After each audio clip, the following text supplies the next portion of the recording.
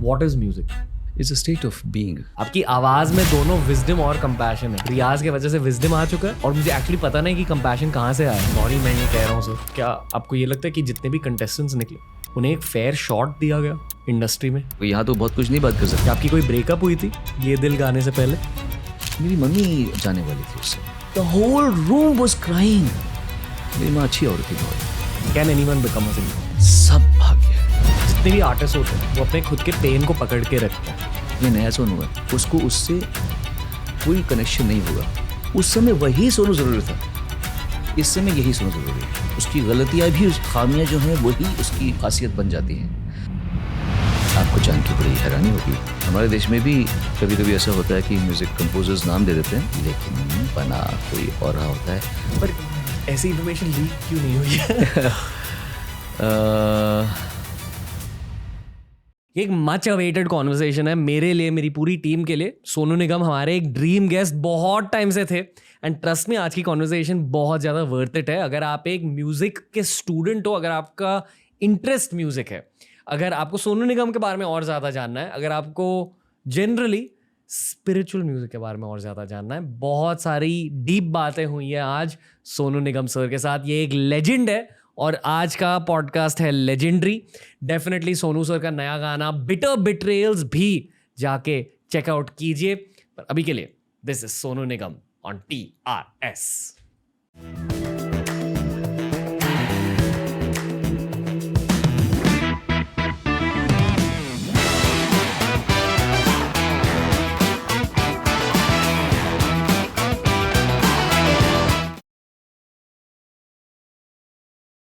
एक legendary TRS episode की शुरुआत है ये, क्योंकि आज हमारे साथ है सोनू निगम सर। कैसे हो? मैं कह नहीं सकता कि मैं कैसा हूँ, क्योंकि मैं एक ऐसे बंदे के सामने बैठा हूँ जो मेरा फेवरेट है और मैंने आपको इतना सुना है, इतना फॉलो किया है। Thank you sir. And very आगे बताऊँगा आपको, बट फिलहाल I am very happy to be with you. No, we are very very very happy to host you sir. Thank you. I feel कि आपसे सही सवाल पूछे नहीं गए हैं, आप में बहुत कुछ छिपा हुआ है, पर लोगों ने आपसे वो वाले सवाल किए नहीं है। तो देखते हैं आज TRS में क्या होता है। Crazy. Okay, I don't know कि मैं कहाँ से स्टार्ट करूँ, पर ऐसे बहुत कम मोमेंट्स होते हैं जहाँ मैं ये बेल और ये वज्र उठाता हूँ। ये हमारे एक मेंटर है पालगा रिनपोचे, उन्होंने ये बेल और वज्र दिया था। बेल का मतलब है विजडम, वज्र का मतलब है कंपैशन। तो व्हेन विजडम मीट्स कंपैशन, कुछ कुछ गेस्ट के सामने कुछ कुछ कॉन्वर्सेशन से पहले मैं ये विजडम और कंपैशन का एक एग्जांपल दे देता हूँ। आपकी आवाज में दोनों विजडम और कंपैशन है। रियाज की वजह से विजडम आ चुका है और मुझे एक्चुअली पता नहीं कि कंपैशन कहाँ से आया, पर कंपैशन पहले से थी आप में? मेरे ख्याल से मैं पैदा ही थोड़ा सा जब मैं हुआ था तो मुझे अपने आप को ही समझने में वक्त लगा, क्योंकि ऐसा होता है जब आप एक अलग दिमाग के माइंडसेट के होते हैं तो शुरू में आपको समझ नहीं आता कि लोग आपके साथ में इतना अलग क्यों हैं। हमें लगता है कि हमें एक आम सोच या विचारधारा में एडजस्ट में टाइम लगता है, तो मुझे टाइम लगा। पर ओवर द ईयर्स मैंने अपने आप को बहुत कुछ समझाया, सिखाया। ऐसा नहीं कि मैं बहुत समझदार या बहुत ही अच्छा ही इंसान अभी भी हूँ या वटेवर, गलतियाँ होती रहती हैं इंसान से, लेकिन कोशिश ये करता हूँ कि सीख सीख के अपने को रेक्टिफाई करूँ। मैंने एक बार बहुत पहले कहा भी था कि 10 साल पहले जो मैं था आज सोचता है कि अरे ये गलती क्यों कर दी मैंने, है ना। तो भगवान करे 10 साल ना लगे आज को समझने में। यही मेरी प्रार्थना होती है कि कम से कम जो इवोल्यूशन हो पर थोड़ी जल्दी हो। ओके, इतना टाइम ना लगे। ओके, सिंगिंग की भी एवोल्यूशन हो रही है 100% अभी भी। वो क्योंकि बचपन में कभी सीखने का मौका नहीं मिला, क्योंकि हमारे फादर मदर अच्छा गाते ही थे, लेकिन हम इतने एफ्लुएंट नहीं थे कि मतलब ज़्यादा कहीं गुरु घर पे आए या सिखाए, और वो सब नहीं था हमारे। और उस समय का ज़माना ऐसा था कि माँ बाप शायद इतना ज़्यादा नहीं होते थे कि बच्चे को जैसे आज स्विमिंग पे लेके जाते हैं, लॉन टेनिस सिखाते हैं, डांस क्लासेस कराते हैं, मार्शल आर्ट्स कराते हैं, स्केटिंग जो हमने हमारे बच्चे को कराया। तब ऐसा नहीं होता था। तब माँ बाप थोड़े से सोचते कि चल हो जाएगा, मैं सुन तो रहा है, रियाज़ तो कर रहा है, अपने आप ही करता रहता है, सुनता रहता है म्यूज़िक को। एंड घर में थोड़ा सा अच्छा नॉलेज मिल जाता था। फादर बहुत क्लासिक सिंगर है, मम्मी बहुत अक्लमंद औरत, अच्छी गाती थी मम्मी। तो ऐसी from that stage till today, अभी भी आपसे मिलने से पहले मैं रियाज ही कर रहा था। मैंने आपका एक इंटरव्यू देखा था बहुत पहले, या शायद एक रील था, जहाँ आपने कहा कि आपका रियाज कभी कभी आपके थॉट्स में हो जाता है, कि आप हमेशा हमिंग करते हो तो आपके अंदर ही अंदर रियाज हो जाता है। वो रियाज नहीं होता, वो एक समझने की कला होती है। रियाज तो यहीं से ही होगा जब तक आपने गले को नहीं मांझा।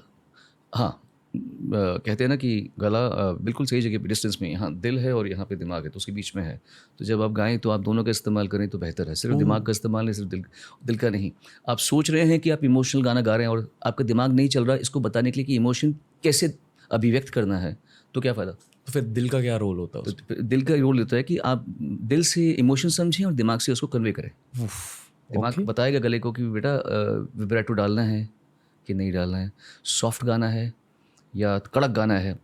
दिल बोल रहा है कि गाने को ऐसा मुझे समझ में आ रहा है, लेकिन दिमाग को उसको एग्जीक्यूट करवाना है गले से, और वो आपकी तालीम है। हाँ, हम ना भी गाएं तो भी दिमाग में हम गाना को गा सकते हैं, ये क्वालिटी है। दिमाग में गाना चल रहा होता है, चल सकता है। अगर मैं चाहूँ तो बिना गाए कोई गाने को कंपोज कर सकता हूँ दिमाग के अंदर से, या सोच सकता हूँ, इमेजिन कर सकता हूँ, गा सकता हूँ दिमाग से बिना गाए। वो मैंने कहा होगा, रियाज नहीं कर सकते आप ऐसे। रियाज तो आपको करना पड़ता है। उससे प्रैक्टिस होती है जब आप सोचते हो गाने के बारे में, जब आप हम करते हो? होती होगी, लेकिन एग्जीक्यूशन में नहीं आती होगी। दिमाग में आप शायद ज़्यादा परिपक्व हो जाएं और आप गाने को बहुत ज़्यादा समझ पाएँ, उसके लिए शायद अगर आप, क्योंकि ये म्यूज़िक ऐसी चीज़ है ना रणवीर, ये एक अलग ही कला है, अजीब सी चीज़ है। मतलब 95% of the world can not even perceive music, they only, वो सिर्फ म्यूज़िक को एंजॉय करते हैं जी। लेकिन वो मतलब किसी को बोलो, मतलब कितने लोग हैप्पी बर्थडे सॉन्ग का मैं हमेशा एग्जांपल देता हूँ। Happy birthday to you, happy birthday to you, happy birthday dear Ranveer, happy birthday to you, ये 4 लाइन है, ठीक है। इसमें आप आकलन कर सकते हैं कि कितना कोई संगीत जानता है। जो गा सकता है वो चारों गाएगा। जो थोड़ा कम, नहीं, मैं बोलता हूँ जो बिल्कुल बेसुरा है वो ऐसे गाएगा, happy birthday to you, happy birthday to you, happy birthday dear Ranveer, happy birthday to you. ये एकदम बेसुरा, ठीक है। थोड़ा कम बेसुरा, थोड़ा सुर में, थोड़ा वो कैसे, वो 3rd लाइन में पकड़ा जाएगा।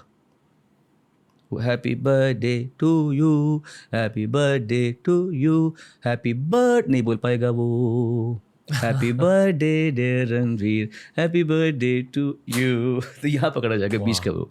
सो there are various level of singers, lesser singers, no singers, non singers. Okay. इस कॉन्वर्सेशन के लिए मैंने बहुत कम प्रेप किया था, keeping in mind pre prepared questions, क्योंकि मैंने सोचा कि आपके सामने ही बैठकर जो चाहिए मैं पूछ लूँगा। हाँ ज़रूर, मैं तो बहुत खुश होऊंगा। पर एक क्वेश्चन प्री प्लान करी थी मैंने। अजीब सवाल है, it's related to something you just said. What is music? It's a state of being. Music को जैसे, ये मेरा प्रोफेशन इसलिए बना क्योंकि मैं वैसा हूँ, मैं एक तरह का हूँ। तो मैं ना केवल संगीत को समझ सकता हूँ, मैं एक ऐसी फ्रीक्वेंसी को महसूस कर पा रहा हूँ जो एक आम आदमी महसूस नहीं कर सकता, फ्लो स्टेट नहीं कर सकता। हाँ, वो मतलब ये कैसे, it's a state of being. Music is a by product of it. मैं ऐसा हूँ तो मैं गा सकता हूँ। मैं सिर्फ ये नहीं हूँ कि मैं एक सुर में गाता हूँ, नहीं। अगर, क्योंकि ये एक बीइंग है, एक ऐसा स्टेट ऑफ बीइंग है। जैसे हम एसी में बैठे हैं तो हमको ठंड लगेगी तो हमारा ये होगा, समझे? तो ये जो हो रहा है ये म्यूज़िक है, समझो। हम एक ऐसे रूम में बैठे हैं जहाँ हमें बहुत ज़बरदस्त सर्दी लग रही है, ये है म्यूज़िक। ये हो रहा है इसकी वजह से, एसी की वजह से। तो ये जो गाना बज रहा है, ये जो मेरे दिमाग में सुर बज रहे हैं, ये एक स्टेट ऑफ बीइंग से है। आपने ऐसा सवाल पूछा कि मुझे मेरा एक, जब मैं कभी बहुत ज़्यादा मेडिटेटिव स्टेट में होता हूँ तो मुझे एक बात का एहसास होता है। आई होप मैं इसको समझा पाऊँ, बिकॉज ये सत्य है ना, वो ओशो भी कह गए हैं। उसके पहले वो एक अष्टवक्र गीता में भी वो कहा कि सत्य को बताना ही उसको झुठलाना है। सत्य कह ही नहीं सकते, फिर भी मैं आपको कोशिश करता हूँ उसके आसपास की बात बोलने के लिए। What is music? सुर क्या है? 2 चीज़ का उस म्यूज़िक की, सुर एंड ताल। सुर एंड ताल। अब सुर क्या है? फ्रीक्वेंसी है, करेक्ट? ये क्या है? ताली तो है, ताली तो है ये। और ताल क्या है? ता दिन दिन ना ना। क्या बज रहा है? साउंड बज रहा है ना, सुर ही तो बज रहा है। तबले में हम ता ता ता करते हैं। हर रिदम का भी एक सुर होता है। तो शून्य से शून्य तक की जर्नी है, उफ। ये है संगीत। हाँ। शून्य से शून्य तक की जर्नी है उपज सुर की और ताल की। एक ही शून्य से एक बन रहा है ताल, एक बन रहा है सुर, और इनका कॉम्बिनेशन आपको संगीत दिखा रहा है, समझा रहा है, बता रहा है, महसूस करा रहा है। आप रो रहे हैं, आप हंस रहे हैं, आप डांस कर रहे हैं, आप ड्रग्स ले रहे हैं, हर चीज़ वो आपको म्यूज़िक हर चीज़ हर जोन में ले जा सकता है, पर उपज शून्य से है, जाएगा भी शून्य में। Okay. I am sure in the higher consciousness there is more than 7 सुर, मतलब एक्चुअली 12 सुर हुए, सा रे रे ग ग म म प ध ध नी नी सा, ऐसे आएगा। तो ये 12 सुर हो गए एक्चुअली। मुझे लगता है इसके आगे भी होंगे, आपको लगता है कि इसके आगे होंगे? क्योंकि there is a world which I have experienced. पहली बार 2003 में मैंने किया था एक्सपीरियंस। मैं एक बार मेरे मंदिर में बैठा हुआ था, मेरा इसके पहले वाला घर था सात बंगले में बैठा था, और मैं ऐसे ही मंदिर में बैठा था साइलेंस में से। सडनली मुझे लगा दर्शन हो गए, मुझे आंखों से आंसू आने शुरू हो गए मेरे ऐसे। मुझे लगा सब रुका हुआ है लेकिन सब जीवित है, ऐसे सब जीवित लगा मुझे। मैंने ये कभी दिमाग में आई क्यों नहीं बात मुझे, वो उस बीइंग में। तो उसके बाद मैंने ऐसे कई बार इस तरह के अनुभव किए हैं योगा करते हुए। मैंने 2004 से 2005 तक पागल की तरह योग और मेडिटेशन और सब त्राटक वगैरह, मेरी टीचर बहुत अच्छी है रूही जी, उनसे सीखा मैंने। 1.25 घंटा पर डे से लेकर 6 घंटा पर डे ऐसे शुरू हो गया था हमारा, इतना लंबा। तो तब मैंने अनुभव किया। इसलिए मैं कह सकता हूँ कि ऐसी कुछ चीज़ें हैं जो हम इन द फिजिकल वर्ल्ड वो एग्जिस्ट नहीं कर सकती, but in the quantum world वो एग्जिस्ट करती हैं 100%। आई फील कि एक हद तक आपकी फिजिकल वर्ल्ड की ट्रेनिंग होती है, जैसे कि हम रियाज की बात कर रहे थे, या आपका गला तैयार हो जाता, बिल्कुल पर एक आर्टिस्ट के लिए आफ्टर पॉइंट उसकी इम्प्रूवमेंट शायद सिर्फ एक हायर रेल्म से आ सकती है। बिल्कुल, और डीपर, हायर या डीपर। मैं तो शून्य से शून्य, वैसे तो रेल्म आपके ही अंदर होता है। एग्जैक्टली बोल रहा हूँ, तभी शून्य से शून्य। Infinity starts from zero and goes from till zero. 100%। मतलब मैं मानता हूँ कि जितनी दुनिया बाहर है उतनी दुनिया अंदर है। मतलब is it like easy to digest that I can never touch you? In the subatomic level there's a gap. मतलब is it a joke that I'm not able to clap? When I'm clapping I'm actually not touching myself. I've never kissed a girl. ये मैं थोड़ा break down करता हूँ, मैं समझा आप क्या कह रहे हो, पर मैं ऑडियंस के लिए थोड़ा सा ब्रेक डाउन करता हूँ। बेसिकली अगर हमारे हाथ को देखा जाए तो basically it's a collection of atoms. तो अगर आपका एक हाथ दूसरे हाथ को टच कर रहा है, एटम्स के बीच भी स्पेस होता है। मतलब एक्चुअली आपके लेफ्ट हैंड के एटम आपके राइट हैंड के एटम को टच नहीं कर रहे। जो प्रेशर आपको फील हो रहा है वो एक्चुअली रिपल्शन ऑफ एटम्स है। बिल्कुल। और तो और मतलब अगर आप सब एटॉमिक लेवल पे जाएंगे तो आप अपने आप से को भेज सकते हैं। देयर इज अ गैप, आप खाली हैं, इलेक्ट्रॉन्स खाली हैं, चार्जेस हैं। ये क्या दुनिया है, इट्स अ मैजिकल वर्ल्ड।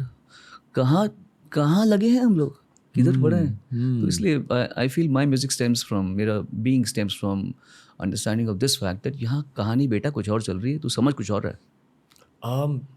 जो आप कह रहे थे कि अब आप रियाज कर रहे हो, तो क्या आप उस हायर रेम तक पहुंचने की कोशिश कर रहे हो एज अ सिंगर, इसलिए रियाज कर रहे हो? कोशिश अपने आप में मिथ्या है, कोशिश नहीं करना चाहिए। रहो, मैं हूँ बस, मेरे को कुछ बनना नहीं है। मुझे कभी पूछते लोग जर्नलिस्ट, सर 5 साल के बाद में आपका क्या कर, मतलब कुछ नहीं। नहीं कुछ तो होगा आपका एम्बिशन। मतलब एम्बिशन मुझे पता नहीं, मैं अभी इसके 1 घंटे बाद जिंदा रहूँगा कि नहीं रहूँगा। ऐसे ही हमारे कितने दोस्त मर गए यार, 43 की एज में अजय जिंगन मर गए, कितने हमारे वाजिद मर गया 49 की एज में, हमारे कितने दोस्त मर गए। हम क्या उखाड़ लेंगे सोच के कि 5 साल बाद क्या करना है। रियाज़ करूँगा तो मैं ऐसा गाऊँगा, फिर मैं ये बनूँगा। मैं रियाज़ करता हूँ क्योंकि बस मुझे करना है। मुझे लगता है कि भगवान ने मुझे कुछ दिया है, या यूनिवर्स ने दिया है, जिसने भी दिया, कायनात ने मुझे दिया है।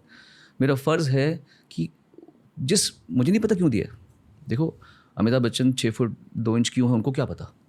उनकी आवाज़ इतनी अच्छी क्यों है, उनको क्या पता। उनका क्रेडिट नहीं है कुछ है। क्रेडिट ये है कि वो अपने उस गिफ्ट के लिए अभी भी निरंतर लगे हुए हैं, है ना। ऐश्वर्या राय इतनी खूबसूरत है, ये उनका क्रेडिट नहीं है। उन्होंने अपने को कैसे रखा है, लोगों से कैसे बिहेव करती हैं, जो बहुत अच्छी लड़की हैं वो, मैं जानता हूँ।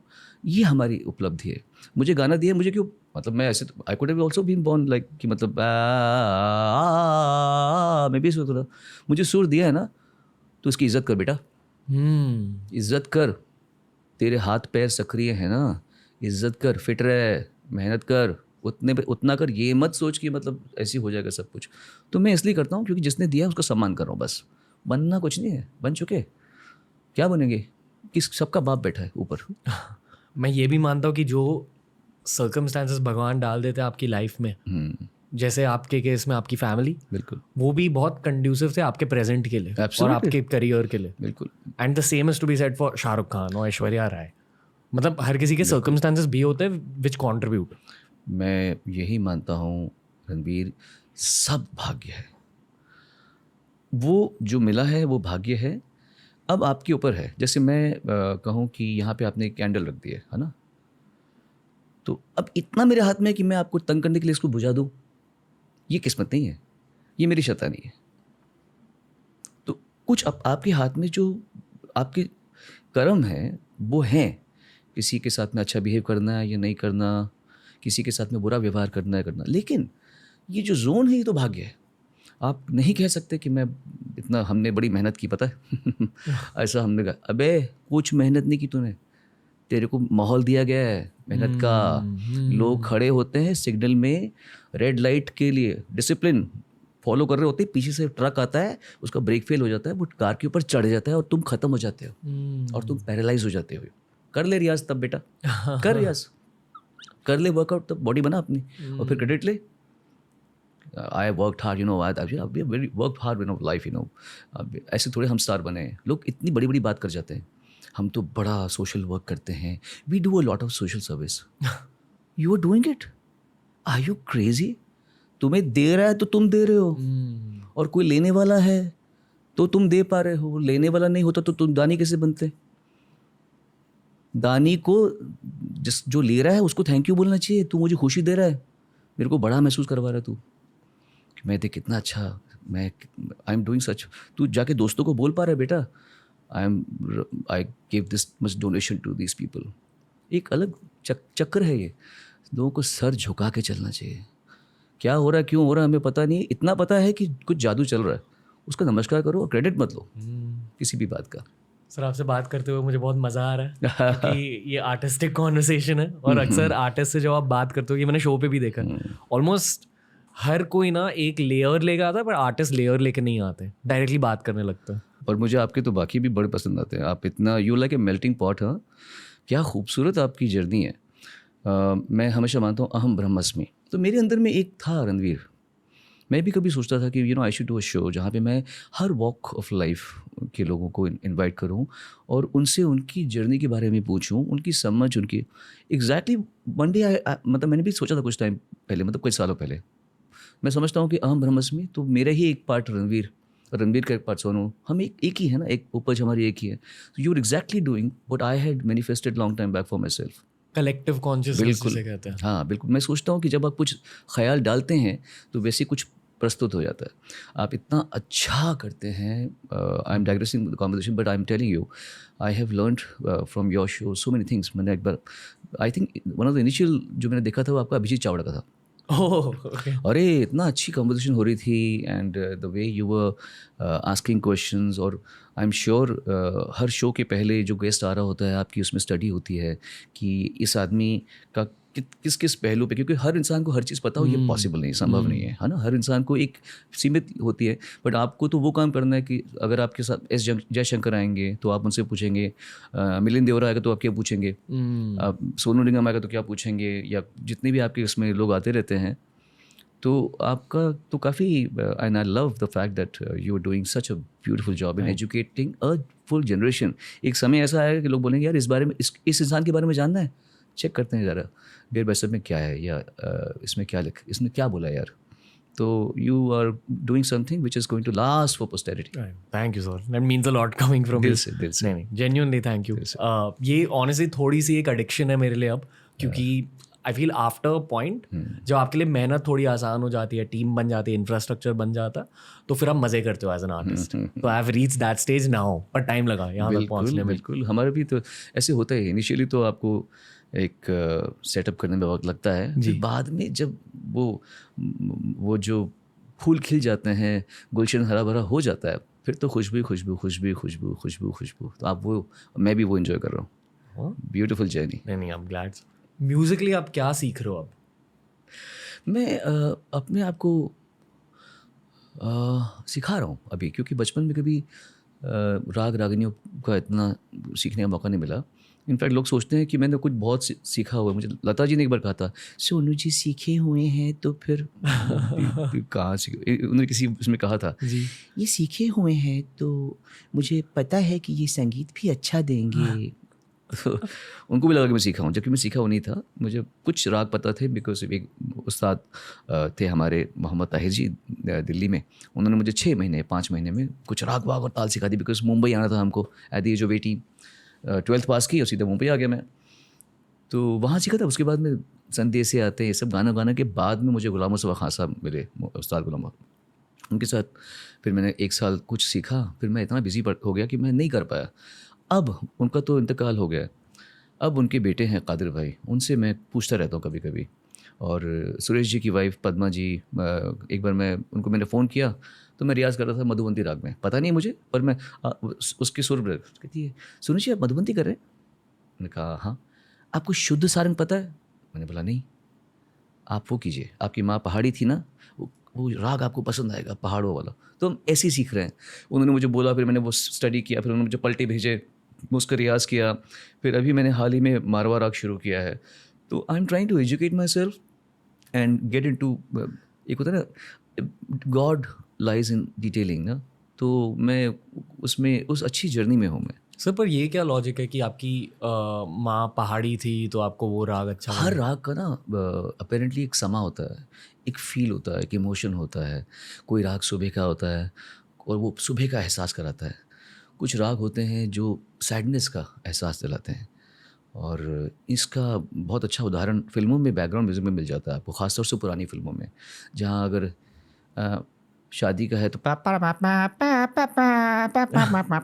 पापा, ये चीज़ आपको किसी की अर्थी उठ रही हो तो वहाँ ये नहीं बजा सकते आप, अर्थी उठ रही है और आप म्यूज़िक चला दिया। So there is, see music का एक होता है, हर माहौल के लिए कुछ सुर है, हर माहौल के लिए कुछ कोई राग होगा, हमें तो इतना नहीं मालूम है।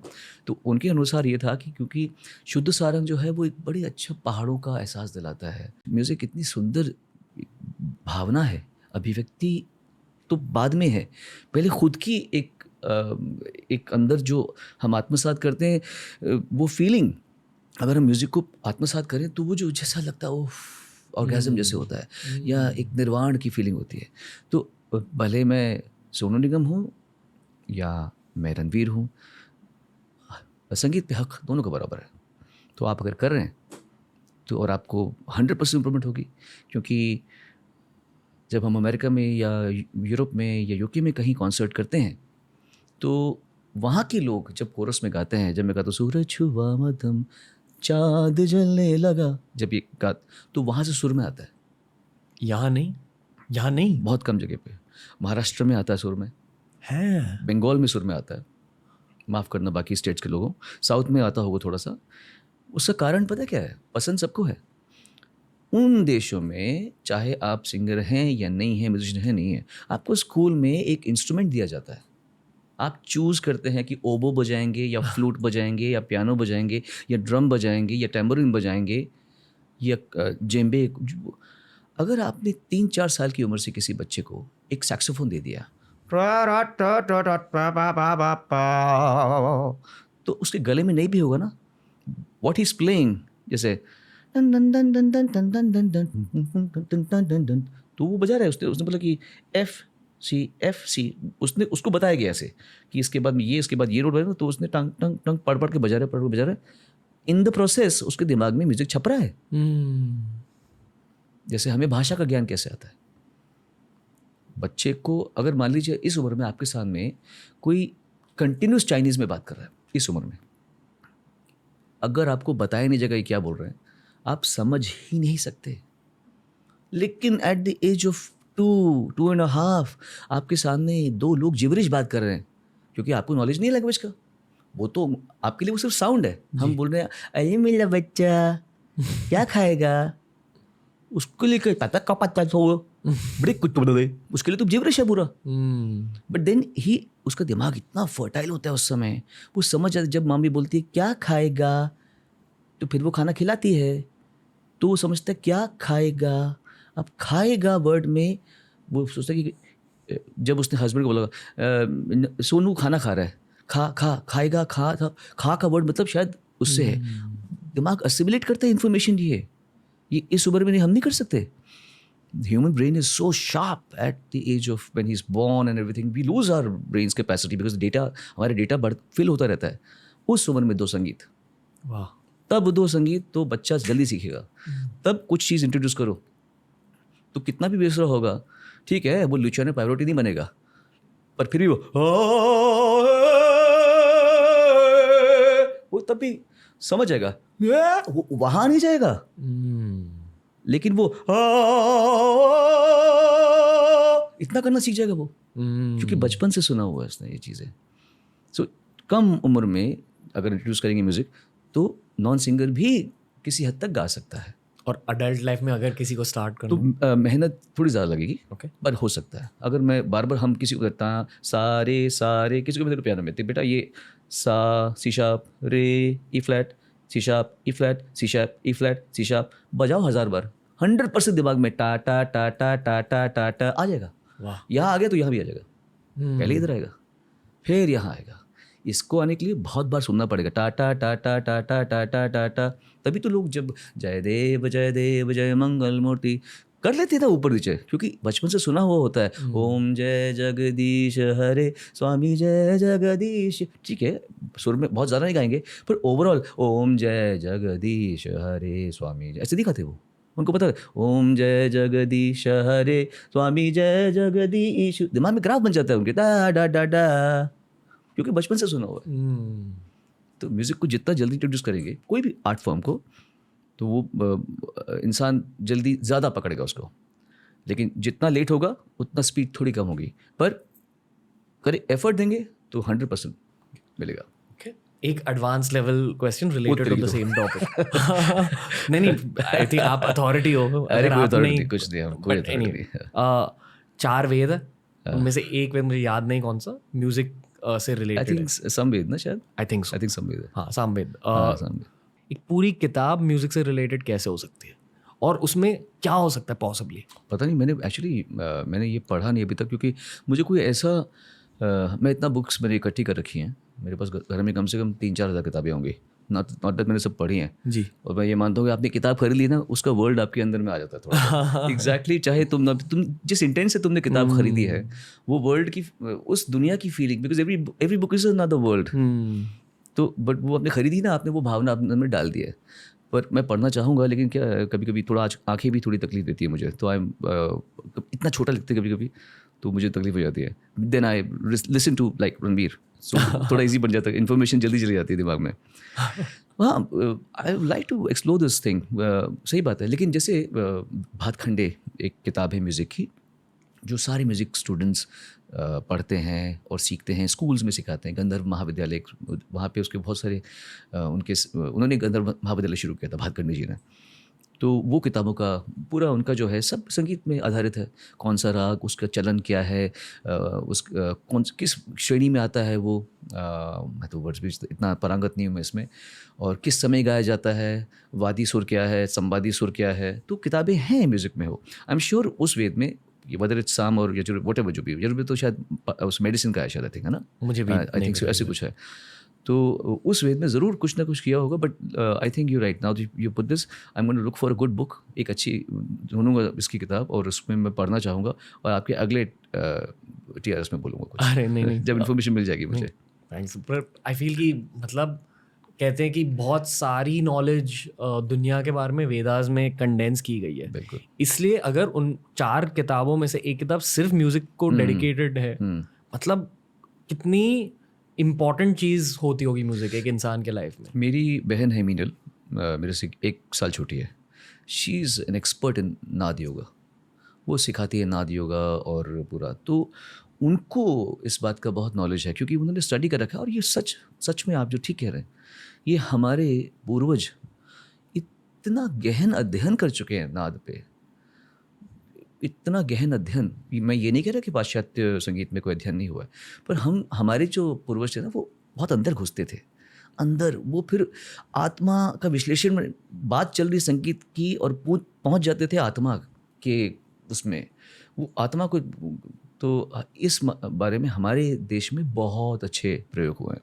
तो मेरी बहन मीनल निगम, उसका नाम है, वो उसके तो सेमिनार्स होते हैं, एंड मैं हैरान होता हूँ कि क्या क्या बातें ये लोग कर रहे होते हैं, क्या क्या हमारे देश ने सोच रखा है, हमारे पूर्वजों ने किस लेवल पे सुर को, नाद को ब्रह्म से जोड़ के, और सिर्फ हम जिससे म्यूज़िक समझ रहे हैं वो एक एक्चुअली एक ईश्वर की एक जैसे कहते हैं एक डायमेंशन ही है वो।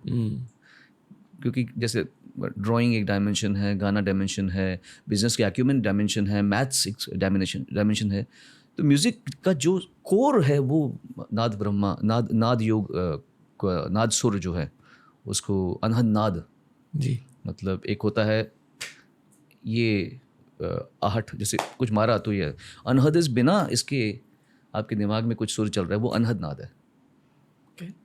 तो ये हमारे लोग वहाँ पहुँच चुके हैं। जैसे कहते हैं कि जो बेस ओरिएंटेड इंस्ट्रूमेंट्स होती है, percussion instruments and bass guitar, वो आपके लोएस्ट चक्र के साथ रेजोनेट करते हैं। परकशन में it's not base always. Okay जब हम स्नेयर मारते हैं, it's not a base instrument, kick is a base, okay kick is a base instrument. And जब हम ड्रम्स बजाते हैं वो जो ये वाला यहाँ वाला इसको that's base kind of thing, but that's Tom's में इतना बेस नहीं होता। इन ऑन द स्नेयर में भी, चॉक सिम्बल्स में भी, that's not bass. Got it. So bass is a sound, that's bass. And that's not bass. Got it. Bass guitar is dum dum dum dum dum dum dum dum dum dum dum dum dum dum. Bass guitar dum. Guitar, that's normal guitar. तो dum dum dum dum dum dum dum dum dum dum dum वो आएगा, that's bass guitar. Bass में इसमें फर्क होता है। मैं भावनाओं के बारे में बात करना चाहूँगा, बिल्कुल। स्पिरिचुअल रेल्म से थोड़ा सा हटके। हाँ हाँ। ओके मेरी पहली म्यूजिकल मेमोरी ये दिल दीवाना वो है। मेरी मम्मी से पूछा था कि ये कौन है, वो शाहरुख खान थे पहले, एंड शायद वो गाना मैंने बचपन में सबसे ज्यादा सुना मेरी लाइफ में। फिर मैं सारे गाँव पाव भी देखता था, फिर मैंने उस समय सारे गामा था वो, उस समय वो सारे गामा देखता। आप होस्ट थे, that's my first memory of you, these two things are my first memory of you. तो थोड़ा वियर्ड सवाल है पर मैं फिर भी पूछूंगा, क्या आपकी कोई ब्रेकअप हुई थी ये दिल गाने से पहले?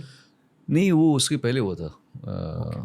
जब मैंने गाया था वो अच्छा सिला दिया, अभी जो गाना है उसके 31 साल पहले जब मैंने फर्स्ट टाइम गाया था, तो मेरा फर्स्ट अफेयर ही था वो, बड़ा इट वेंट रॉन्ग एक्चुअली। एक तो हम तो वैसे ही लल्लू थे पूरे स्कूल डेज में, एकदम front benchers, all the best looking girls went to the back benchers. हम गधे, हमारे साथ में सीधी सादी लड़कियां बेचारी लॉन्ग स्कर्ट्स वाली, एकदम तू ऐसे कर रहा है, वहाँ पे ऐसे जा रहा है, और सोनू तू क्या कर रहा है, ऐसी वाली भाषा वाली लड़कियाँ सारी अभी। और वो जो बेब्स थी दिल्ली की, हॉट चिक्स, वो सब जा रही हैं। वो पीछे जो बाइक में आता है वो फेलियर जो दोबारा अपनी क्लास को रिपीट कर रहा है, बट गुड लुकिंग है साले, और बाइक में घूम रहे हैं। तो हमको तो कभी लड़की मिलती नहीं थी क्योंकि हम तो शर्मीले, बात ही नहीं करते लड़की से। तो एक अफेयर हुआ था दिल्ली में फर्स्ट टाइम, पहली बार। तो she was a special girl, मतलब मैं इतना कह सकता हूँ, she was a special girl, she had special needs. तो उससे मेरा अफेयर हुआ, फिर कुछ हुआ जिसकी वजह से वो मुझे बहुत बड़ा आघात लगा। मुझे याद है, मैं स्ट्रगल करता रहा बॉम्बे में, उस समय बॉम्बे था वो, तो मैं बाथरूम में जाकर रोता था कभी कभी। तो चांस की बात है वो मैनिफेस्ट हो गया। उसके 1 साल बाद में मुझे गाना, सबसे मेरा पहला हिट गाना मिल गया, अच्छा सिला दिया तूने मेरे प्यार का, वो हिट हो गया। तो मैं सोचा, मतलब जो इंसान जिस फेज से गुजरता है और वहाँ से कभी कभी मिलता है। पर ये दिल दीवाना के टाइम पे ऐसा कुछ नहीं था, तब तो बंदा छा रहा था पूरा। I was having a rolling time in my life. एक गाना था, दिल डूबा नीली आंखों, मैं हमेशा सुनने का एग्जाम्पल देता हूँ। ये गाना मैं गाने के लिए गया और मेरा उस समय पहली बार शादी के बाद में एक बड़ा भयानक सा मुझे अनुभव हुआ था कि ये मैंने क्या कर लिया यार, शादी क्यों कर ली मैंने यार। तो I was in that state of mind कि यार ये होती है शादी। गॉश, मैं इतना उदास था। मैं गया स्टूडियो में, कंपोजर राम संपत ने मुझे बोला गाना ये है। अभी कैसे गाऊंगा यार इसका, मेरे दिल में साले अरमा मचल रहे हैं मेरे, और परेशान हुआ पड़ा हूँ, मेरा दिल टूटा हुआ है और यहाँ पे ये गाना गाना है. बट देन यू ओवरकम दिमाग, then you have to let him take this thing, take the primary position of attack. तू अटैक करेगा अभी, अभी इसको छोड़ दे, अभी तू नहीं आएगा, अभी साइड हो, अभी ये कैवलरी आएगी, इसको ये अटैक करेगी अभी. तो मेरे साथ में ऐसा तो नहीं हुआ कि ये दिल दीवाना गाते वक्त मैंने उल्टा, इनफैक्ट ये दिल दीवाना जब मैं गा रहा था तो मैं फ्लाइंग किक्स मारा था और मैं जंप कर रहा था, because I wanted the energy in me. ये दिल, क्योंकि मैं सुबह संदेश आते हैं हमें तड़पाते हैं, तब मैं वो गा रहा था उसे. मुझे पहली बार गाना मिला जिसमें थोड़ा सा एक ये बीच बीट बज रही है और मुझे गाना मिला है.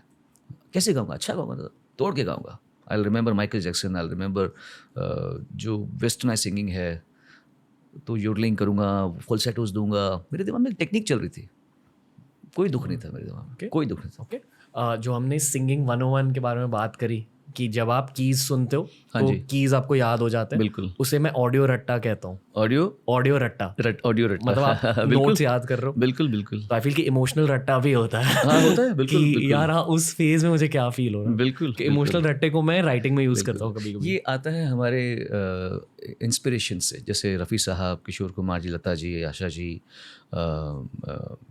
अपना मुकेश जी, हेमंत कुमार जी, तरक महमूद जी, ये तो इंडिया के हमारे ग्रेट जो गीता दत्त जी, इनसे हमने बहुत, सहगल साहब, इनको. फिर उसके बाद में हमने जॉर्ज माइकल सुना जो थोड़ा लेट आया ज़िंदगी में, 9 में आया.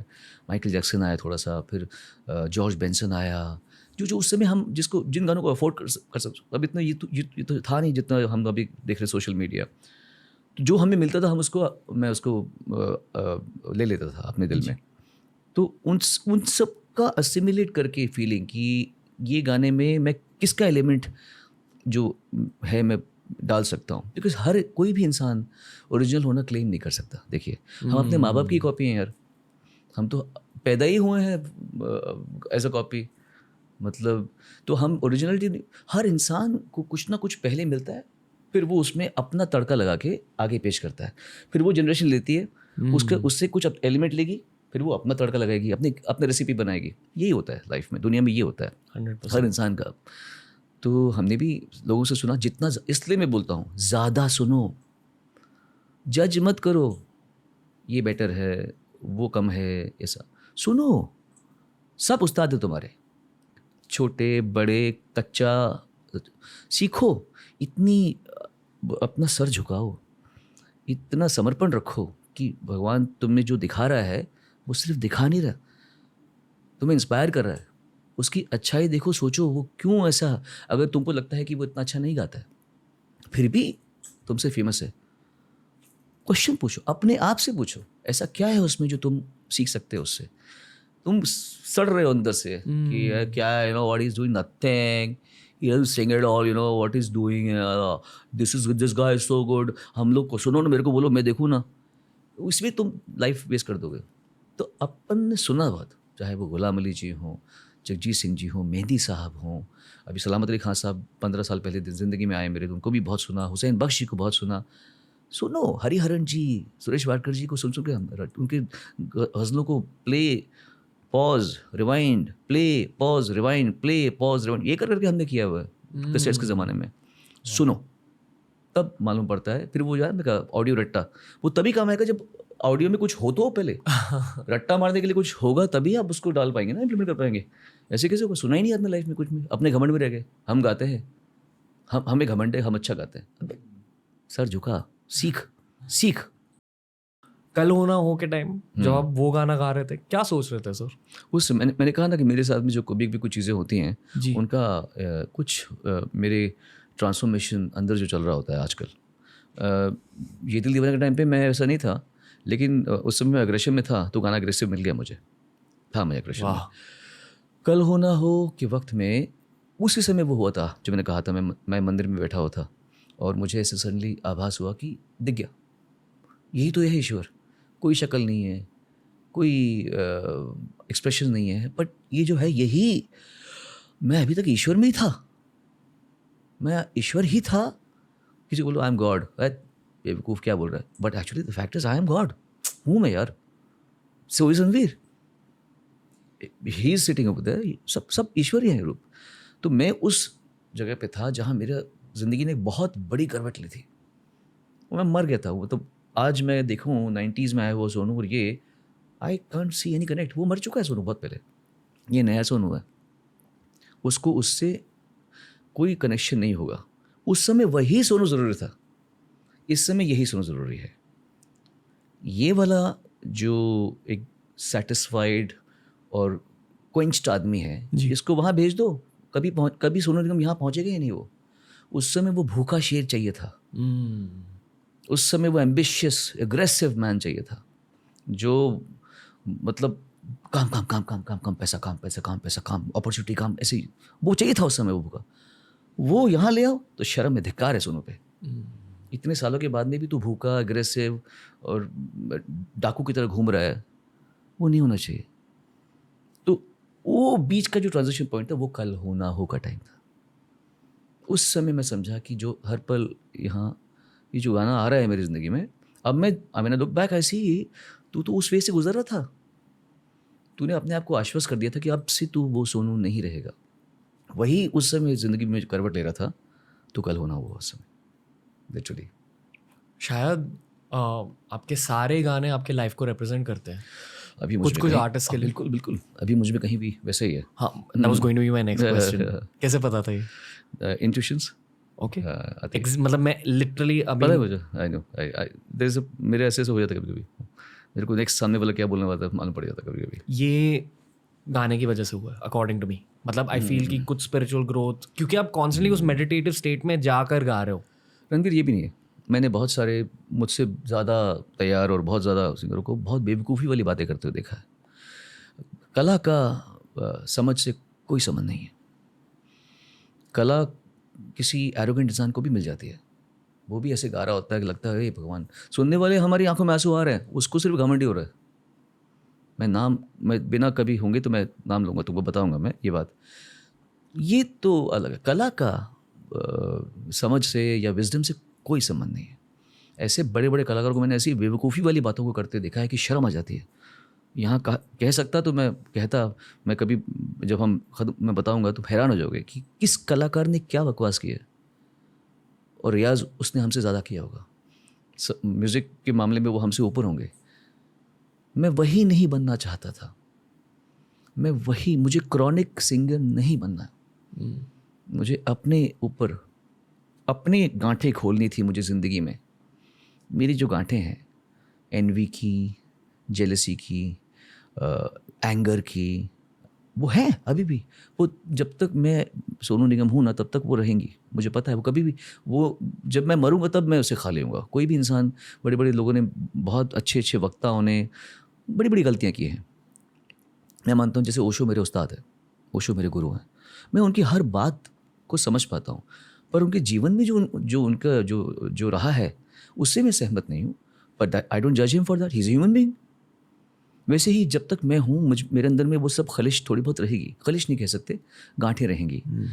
तो उस पर मुझे काम करना है। लेकिन इसका कोई संबंध मेरे गाने से या रियाज से नहीं है। ये मेरी अपनी अनुभूति से है। मैंने औरों से क्या सीखा, मैंने किताबों में क्या पढ़ा, मैं क्या सुनता हूँ, चाहे वो पॉडकास्ट में हो, चाहे वो और चीज़ों में हो, मैं क्या सुनता हूँ उस पर डिपेंड करता है।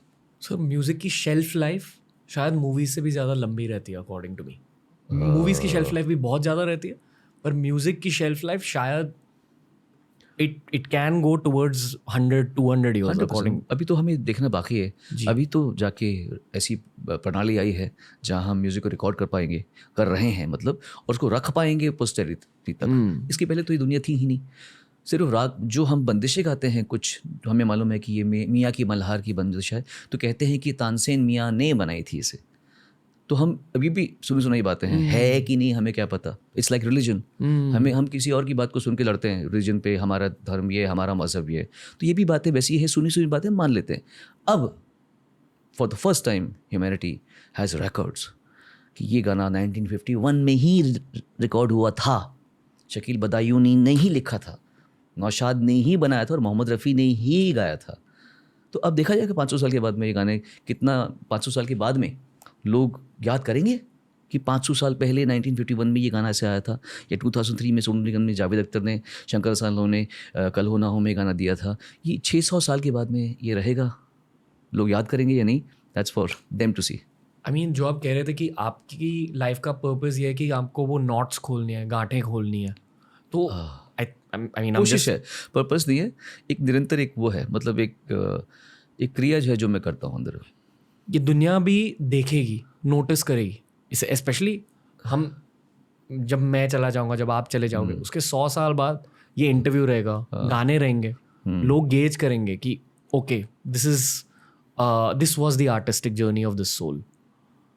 ये मैं मानता हूँ कि एक आर्टिस्ट का पर्पस होता है कि पीछे कुछ ऐसे छोड़ दो जो दुनिया को बदल दे आपके बाद। और ये मैं इसलिए कह रहा हूँ क्योंकि आई थिंक कि मेरे में कल हो ना हो सॉन्ग की वजह से कुछ बदला है। हाँ, आई एम श्योर होता है। वो इतना पुराना गाना आज भी सुनता हूँ, एंड सिमिलरली अभी मुझ में कहीं, उसकी वजह से आई फील कि मेरे बहन के साथ बहुत ज़्यादा बॉन्डिंग होगी ऑनेस्टली। मैं बात नहीं करता था उनसे, बट वो मूवी देखने के बाद, गाना सुनने के बाद मैं बहुत क्लोज हो चुका हूँ। She is like a second mother to me now. But I feel कि म्यूज़िक का ये रोल रहता है किसी की लाइफ। बिल्कुल, म्यूज़िक का, कोई भी आर्ट फॉर्म का, चाहे वो लिखावट हो, अच्छी पोइट्री हो, शेर व शायरी हो, अगर अच्छे लेवल की होगी तो वह आपके रूह को कहीं ना कहीं स्टर करेगी। वो ऊपर ऊपर के लेवल पे होगी तो फिर आप एंजॉय करेंगे, groove to it, you chill, it's chill हो जाएगा। लेकिन जब कोई चीज़ गहरी बनती है तो वो शडर्स देती है अंदर। तो थैंकफुली ऐसी कई चीज़ें मेरी ज़िंदगी में हुई हैं। I am very happy. किस्मत है, भगवान ने बहुत अच्छी दिया है कि अच्छी अच्छी चीज़ें बाहर आई हैं। अभी भी जैसे जो हम अभी काम कर रहे हैं, जो बिटर बिट्रियल्स गाना आया है, या इसके पहले मैंने लाल सिंह चड्ढा में जो गाना गाया है, अच्छी शायरी है, अच्छे गाने हैं, अच्छी अच्छी फीलिंग है। So I been lucky, God is still giving me good work and classy work. इस लूप को एंड करने के लिए मैं अभी मुझ में कहीं के बारे में थोड़ा सा पूछना चाहूँगा। जरूर। आपकी ज़िंदगी में क्या हो रहा था? मेरी मम्मी जाने वाली थी उस समय, और मैं मेरी मम्मी को, जैसे आप अपनी मम्मी को, हर कोई इंसान अपनी माँ को बहुत प्यार करता है। मेरी माँ अच्छी औरत थी, बहुत बहुत उन्होंने ही सिखाया थैंक यू बोलना, स्माइल करना, लोगों को पैर छूना, और अपने काम पे मेहनत करना, हनुमान चालीसा याद करना, ऐसी चीज़ें जो हमारे ज़िंदगी में एक एंकर बन के आई। हर उसमें सिद्धि विनायक जाना हर मंगलवार को, जो शुरू में 11 दिन तक ऐसे करना, तो फिर 12वें हफ्ते कुछ होगा, ऐसी ऐसी बातें मम्मी ने बताई। तो she had a huge internal impact on my life. तो वो बेचारी बहुत तड़प तड़प के कैंसर में गई हैं। तो जिन दिनों ये गाना आया, मैंने जब गाया था तब तो बीमार थी ही ऑलरेडी वो, but she was slightly improving, there was some hope literally. तब अभी मुझ में कहीं बाकी, उसके बाद में वो जब वो गाना आया तो शी वॉज तब गोइंग डाउन हिल। तो मुझे सारे काफ़ी अवार्ड्स मिले थे, एक अवार्ड को छोड़ के। तो मैं हर बार आता था, मम्मी बिस्तर में बैठी थी, ऐसे मुंह पतला हो चुका था, मम्मी को मैं ऐसे अवार्ड लग देता था, हाय बेटे, हाय बेटे, कंग्रेचुलेशंस बेटा। और हम रोते थे कि ये जा रही है, देखो बस कुछ टाइम के लिए मेहमान है। वो मानने को तैयार नहीं था दिल उस समय। बहुत दुखी टाइम था मेरे लाइफ का उस समय। मैं शोज़ के पहले रोता था, क्योंकि कॉन्सर्ट्स तो करने पड़ते थे मुझे हमेशा, मेरा काम ही ये है, भगवान ने मुझे इसलिए पैदा कर रखा है। कॉन्सर्ट पे जा रहा हूँ, रो रहा हूँ, फिर आ रहा हूँ, वापस रो रहा हूँ। Then I realise that day, you know, oh God, you lie in my work.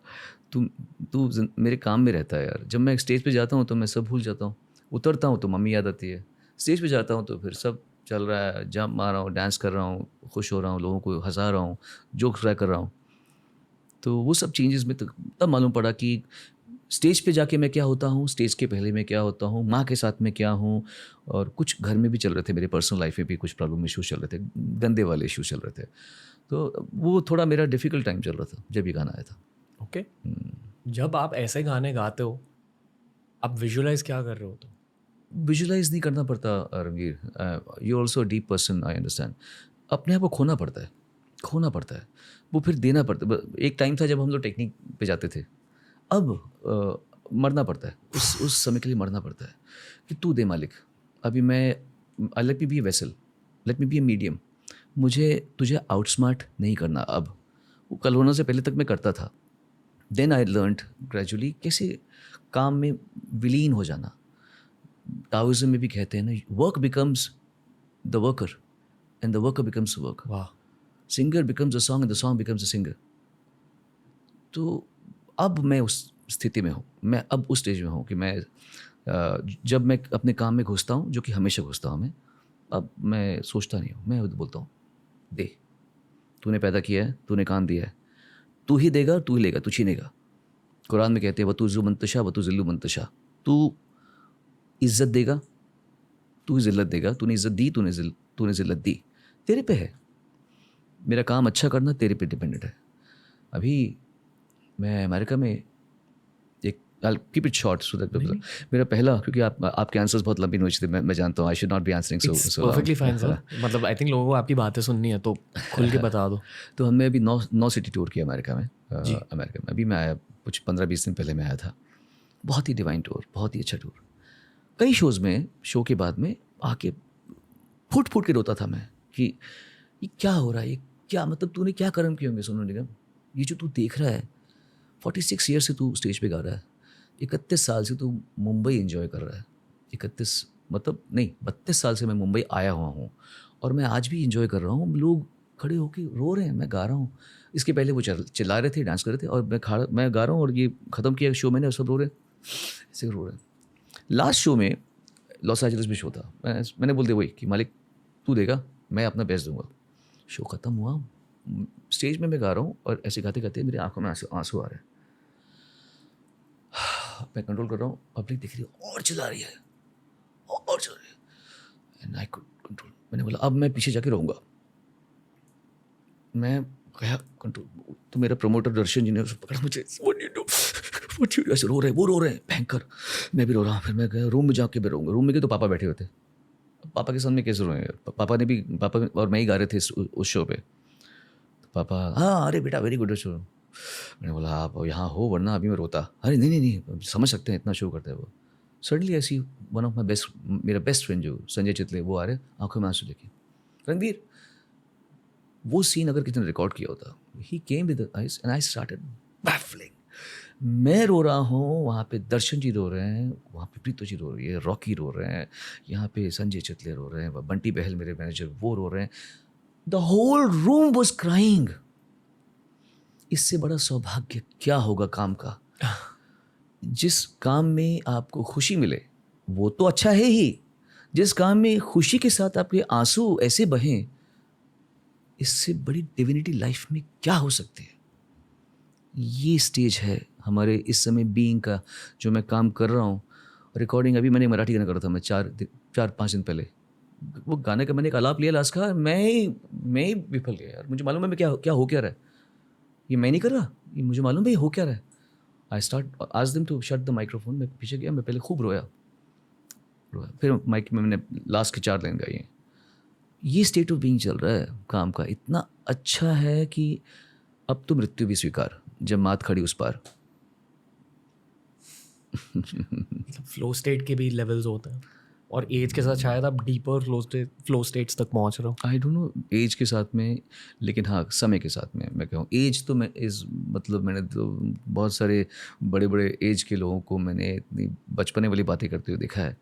But हाँ समय के साथ में मैं कहना सही समझूंगा कि मैं जिस उम्र में हूँ उसकी वजह से नहीं, लेकिन ओवर द ईयर्स जो मेरे अंदर में जिस तरह मैंने अपने आप को अलाउ किया है नेचर को मुझे ट्रीट करने के लिए। जैसे किसी डॉक्टर के पास हम जाते हैं, उसको हम क्या बोलते हैं, give me this medicine, now you inject me this injection. हम क्यों बोलेंगे डॉक्टर को, भाई डॉक्टर के पास गए क्यों हैं हम। तो मैंने अपने आप को नेचर के सुपुर्द कर दिया है। तू बता क्या ठीक है मेरे लिए, मैं तुझे नहीं बताऊंगा मुझे क्या चाहिए। मैं तुझे बताया नहीं कि औकात ही नहीं मेरी कि मुझे कहाँ जाना है, 5 साल के बाद मुझे क्या करना है।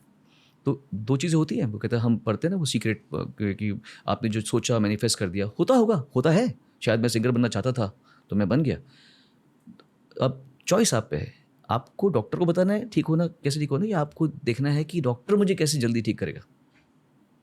आई will rather now allow nature to to lead me. मैं अब तैरूंगा नहीं, मैं बहूंगा। नदी अगर यहाँ जा रही है और मैं तैरने के लिए वहाँ जाना चाहता हूँ तो मैं नहीं, मेरे को जाना था वहाँ पे, लेकिन नदी मुझे यहाँ लेके जा रही है ना, मैं जाऊँगा। नदी यहाँ जा रही है, मैं सिर्फ फ्लो करूँगा, मुझे नहीं लड़ना नदी से, मुझे यहाँ नहीं जाना, जाना था मुझे, लेकिन उसने मुझे बोला कि यहाँ तू नहीं चलेगा किसी कारण से, वो लेके जा रही है मुझे समंदर की तरफ। तुझे अल्टीमेटली समंदर में मिलना है ना, ब्रह्म में मिलना है ना, तो मत लड़, लेकिन वो वहीं जाने वाली है जहाँ तुझे जाना है, जहाँ तुझे जाना चाहिए। मत लड़, मत तैर। मैं उस स्टेट में होगी। बहुत सारे यंग सिंगर्स देख रहे हैं सर, आई एम श्योर बहुत सारे यंग सिंगर्स ये एपिसोड देख रहे हैं। म्यूज़िक इंडस्ट्री के बारे में मैंने ये जाना कि म्यूज़िक इंडस्ट्री पूरे तरीके से बदल रही है, स्पेशली इंडिया में। हमेशा बदलती रहती है। कहते हैं कि जो 90s में एक पॉप म्यूज़िक का वेव आया था, हाँ अच्छा टाइम है, वेरी गुड। वो बहुत सारों के अर्लीस्ट म्यूजिकल मेमोरीज हैं। आपका भी एक रोल था उस फेज में। हाँ, I was lucky, fortunate. Okay, 2 सवाल है जी। पहला सवाल ये है कि उस फेज में बिहाइंड द सीन्स क्या हो रहा था? पॉप म्यूजिक की राइज हम टीवी पे देखते थे, MTV पे, चैनल वी पे वगैरह, पर बैकग्राउंड में क्या हो रहा था? और दूसरा सवाल ये है कि बहुत सारे मेरे म्यूजिकल फ्रेंड्स कहते हैं कि एक राइज फिर से हो रहा है इंडिपेंडेंट म्यूजिक का, मतलब नॉन फिल्मी म्यूजिक का एक राइज हो रहा है। ऑनेस्टली बहुत सारे लोग आपको एसोसिएट करेंगे फिल्मी म्यूजिक के साथ भी, mostly. Of course I was the only one who actually did both of them successfully, क्योंकि जिन दिनों में संदेशे आते और ये दिल दीवाना आया था, उन दिनों तू कब जानेगी, फिर दीवाना भी आया था, बिजुरिया भी तभी आया था, उसी ज़माने में आया था, उसी ज़माने में आया था। चंदा की डोली के पहले कलोना आया था। तो आई बीन लकी। अभी भी जो बेटर बिट्रेयल्स है ये भी एक्चुअली उस ज़माने में है जो मेरे बाकी फिल्मी गाने आ रहे हैं। मतलब मैं ये जानना चाहता हूँ कि उस इंडिपेंडेंट म्यूजिक वेव का या पॉप म्यूजिक वेव का एक I won't call it downfall at all, पर वो एक वेव साइलेंट हो चुका था 2000s में, 2010s में, पर अभी वो वेव रिटर्न हो रहा है रैप सीन के थ्रू, प्रतीक कुहाड़ जैसे लोगों के थ्रू, इन सारों के थ्रू एक रिटर्न हो रहा है इंडिपेंडेंट म्यूजिक का। तो आपका नज़रिया क्या है about the present and future, पर ऑल्सो अबाउट द पास्ट? अच्छा, बहुत अच्छा सवाल है उसका। मैं क्योंकि इसका तो मेरे पास पूरा ब्रेकडाउन है, but I have to make it very क्या बोलते हैं, सब easy for people to understand. पहले क्या था, जब उन दिनों में 90s में पॉप म्यूजिक गा रहा था, मुझे भी बहुत टाइम लगा यार। मैं गा रहा था अच्छा सिला दिया तूने मेरे प्यार का, इश्क में हम तुम्हें क्या बताएं। मेरी उम्र थी 19-20 साल की और मुझे गाने दे रहे थे सब सैड सॉन्ग, दिल तोड़ दिया तूने बेवफा, लाश, कफन दफन, शमशान घाट, ऐसे ऐसे मेरे गानों में वर्ड्स होते थे। मैं दुनिया तेरी छोड़ चला, तुम लाश पे मेरी आ जाना, ये सब गाने में गा रहा था। तो मैं भी तड़प रहा था कि मुझे भी तो थोड़े गाने मिलने चाहिए अच्छे अच्छे यार, जो थोड़ी मेरी एज के मुताबिक हो। तो मुझे उसके लिए भी मुझे स्ट्रगल करना पड़ा, बिकॉज उनके दिमाग में इमेज थी सारे गामा सोनू निगम, मम्मियों का प्यारा दुलारा, सब उसे जवाई बनाना चाहते हैं, सबका ये पर्पस ये था। तो मुझे कौन देखेगा पॉप म्यूजिक में? लेकिन 98 में वक्त की बात होती है, समय की बात होती है। मेरा टाइम आया, फिर मैंने तू कब जानेगी तू, वहाँ से मेरा स्टार्ट हुआ। फिर उसके बाद में बिजुरिया तुझे लागे ना नजरिया, तो वो मैंने पूरा जोन चेंज किया अपना, कि मुझे सरोज खान जी को मैंने कहा मुझे इजी स्टेप मत देना, मुझे गोविंदा समझ के स्टेप्स दो। अच्छा, मैंने बोला हाँ मैं मेहनत करूँगा, मैं डांस अच्छा करूँगा। तो उन्होंने सिखाया मुझे डांस वांस। तो मैंने उस भी स्टेज पे आके मैंने अपने आप को थोड़ा सस्ता किया, फिर दीवाना आ गया। दीवाना तो बहुत बड़ी चीज़ बन गई, फिर जान, फिर याद, फिर चंदा की डोली, सब आए। फिर वो डाउन म्यूज़िक का वो क्यों कम हुआ, I tell you why. CDs और कैसेट का ज़माना कम होता गया एंड ये music started getting available online. LimeWire, frost LimeWire था पहले, मैंने बहुत चुराया गाने उससे। हाँ सेम बहुत चुराया, मेरा एक ही गाना था, लाइमवायर जाओ डाउनलोड करो। इतना नॉलेज बढ़ा मेरा, इतने गाने को जो हमने नहीं सुने थे, बहुत कुछ चुराया। Hey Jude, don't let me down, ये सब गाने हमने उससे सुने थे एक्चुअली। तो उसमें क्या हो गया कि पहले क्या था कि अगर मेरा फेवरेट सिंगर सोनू निगम है या दलेर मेहंदी है, तो मैं जाऊँगा कैसेट की दुआ में जाऊँगा, प्लैनेट एम। हाँ वो तो खैर, मैं तो ये तो हाँ यहाँ की बात है। मैं कह रहा हूँ जो छोटे मोटे शहर जहाँ से हम बड़े भी हुए हैं एक्चुअली, जिन लोगों ने हमको बड़ा किया है एकदम, कि सोनू निगम का नया कुछ गाना एल्बम आया क्या? हाँ आया दीवाना। अच्छा, तो वेट हो रहा है, अभी 1 महीने बाद आएगा। दीवाना के पोस्टर लग रहे हैं हर जगह कि अभी इसका एल्बम आएगा, लोगों की। तो ये लोग ऐसे जाते थे, तो म्यूज़िक को खरीदना, आर्टिस्ट मुझे पसंद है। फिर हो गया ये सब चीज़ें आगे बाहर वाली, जैसे हमने म्यूज़िक चुराना शुरू कर दिया, अब कौन जाएगा खरीदने के लिए? तो फिल्मी म्यूज़िक इसलिए ऊंचा उठा क्योंकि वहाँ पे एसोसिएशन है विद द स्टार, और वो म्यूज़िक उसमें फिल्म के प्राइस में बिक जाता है। वो जैसे किसी फिल्म ने 1000 करोड़ रुपए कमाए, हम कहते हैं कि इस फिल्म ने 1000 करोड़ रुपए कमाए, उसका ब्रेकअप तो नहीं आता ना, कि इसका म्यूजिक ने 25 कमाए, सारा क्रेडिट फिल्म ले जाती है, ये नहीं बोलते म्यूजिक का कितना। वेयरएज एक प्राइवेट एल्बम में आपको बताना पड़ेगा कि मैंने इतना खर्च किया है, 5 करोड़ रुपए खर्च किया है, इसने 10 करोड़ रुपए कमाया है। फिल्मों में आपने अगर कम भी किया हो, but it becomes a part, एक पता ना एक डिश का पार्ट बन गया। अब आलू आलू ना रहा, आलू आलू ना रहा, छोले आलू बन गया तो छोला अकेले में कैसे बिका, आलू कैसे बिका, ये नहीं पता हमें। तो इसीलिए फिल्मी म्यूजिक में एंड देन व्हाट हैपन, ये प्रीतम और जो विशाल शेखर, जो अभी अच्छे शंकर सानलो, इनकी वजह से जो फिल्म म्यूजिक था वो और pop music they started sounding alike, because ये न्यू एज कंपोजर्स रहे हैं ना, इन्होंने फिल्मों में ही, जैसे मैं गा रहा हूँ हल्का हल्का सा ये नशा अदा आए हाय अदा, ये और दिल ने ये कहा है दिल से अलग है। सिंगर एक ही है, म्यूजिक दोनों हैं, बट यू कैन इमेजिन वो ला ला ला ढक ला ला ला ला ला, वो अलग दुनिया है। और ये हल्का हल्का सा ये तो pop music entered film music. तो अब ज़रूरत नहीं रही इंडिपेंडेंट म्यूजिक इतनी, तो काफ़ी समय तक ये चलता रहा। म्यूजिक एल्बम्स कौन खरीदता, कौन है? फिल्मों में देख लेते हैं तो वो उसमें एसोसिएट कर लेते हैं।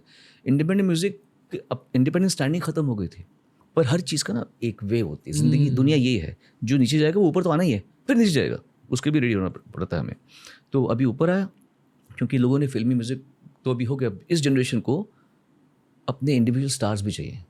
This is my favourite singer, I want to listen to this singer यार, irrespective of any film song or whatever. I mean, I love this guy, I love this guy's feel. So उनका अपना, जैसे EDM का अपना cult है, rock का अपना cult है, गज़लों का अपना कल्ट है, भजन स्पिरिचुअल म्यूजिक का अपना कल्ट है, तो अब सिंगर्स का भी एक कल्ट है कि यार I love this guy, have you listen to this गाय।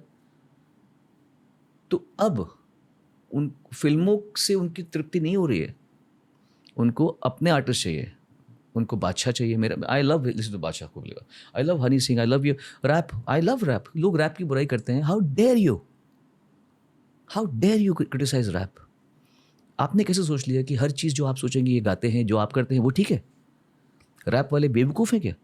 करके बताओ, जब वो कर रहे हैं करके बताओ, उनकी सोच देखो, उनकी जो वो काम कर रहे हैं उसमें वो अपनी पूरी ज़िंदगी डाल रहे हैं। कैसे बोल सकते हैं आप?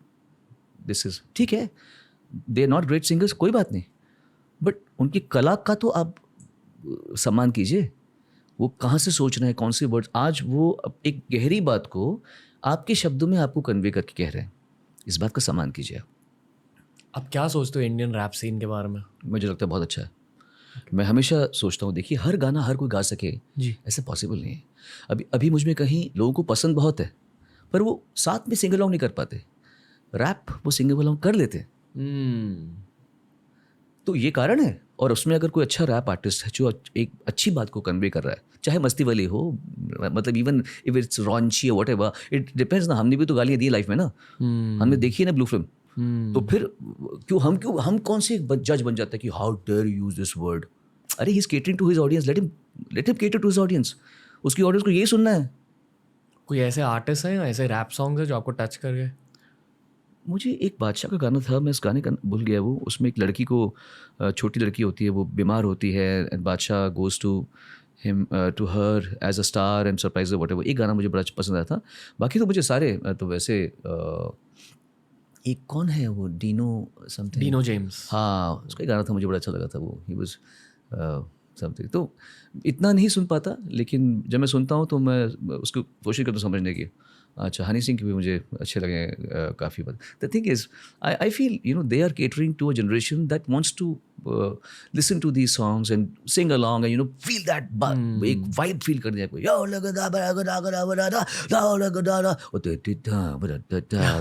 I understand that.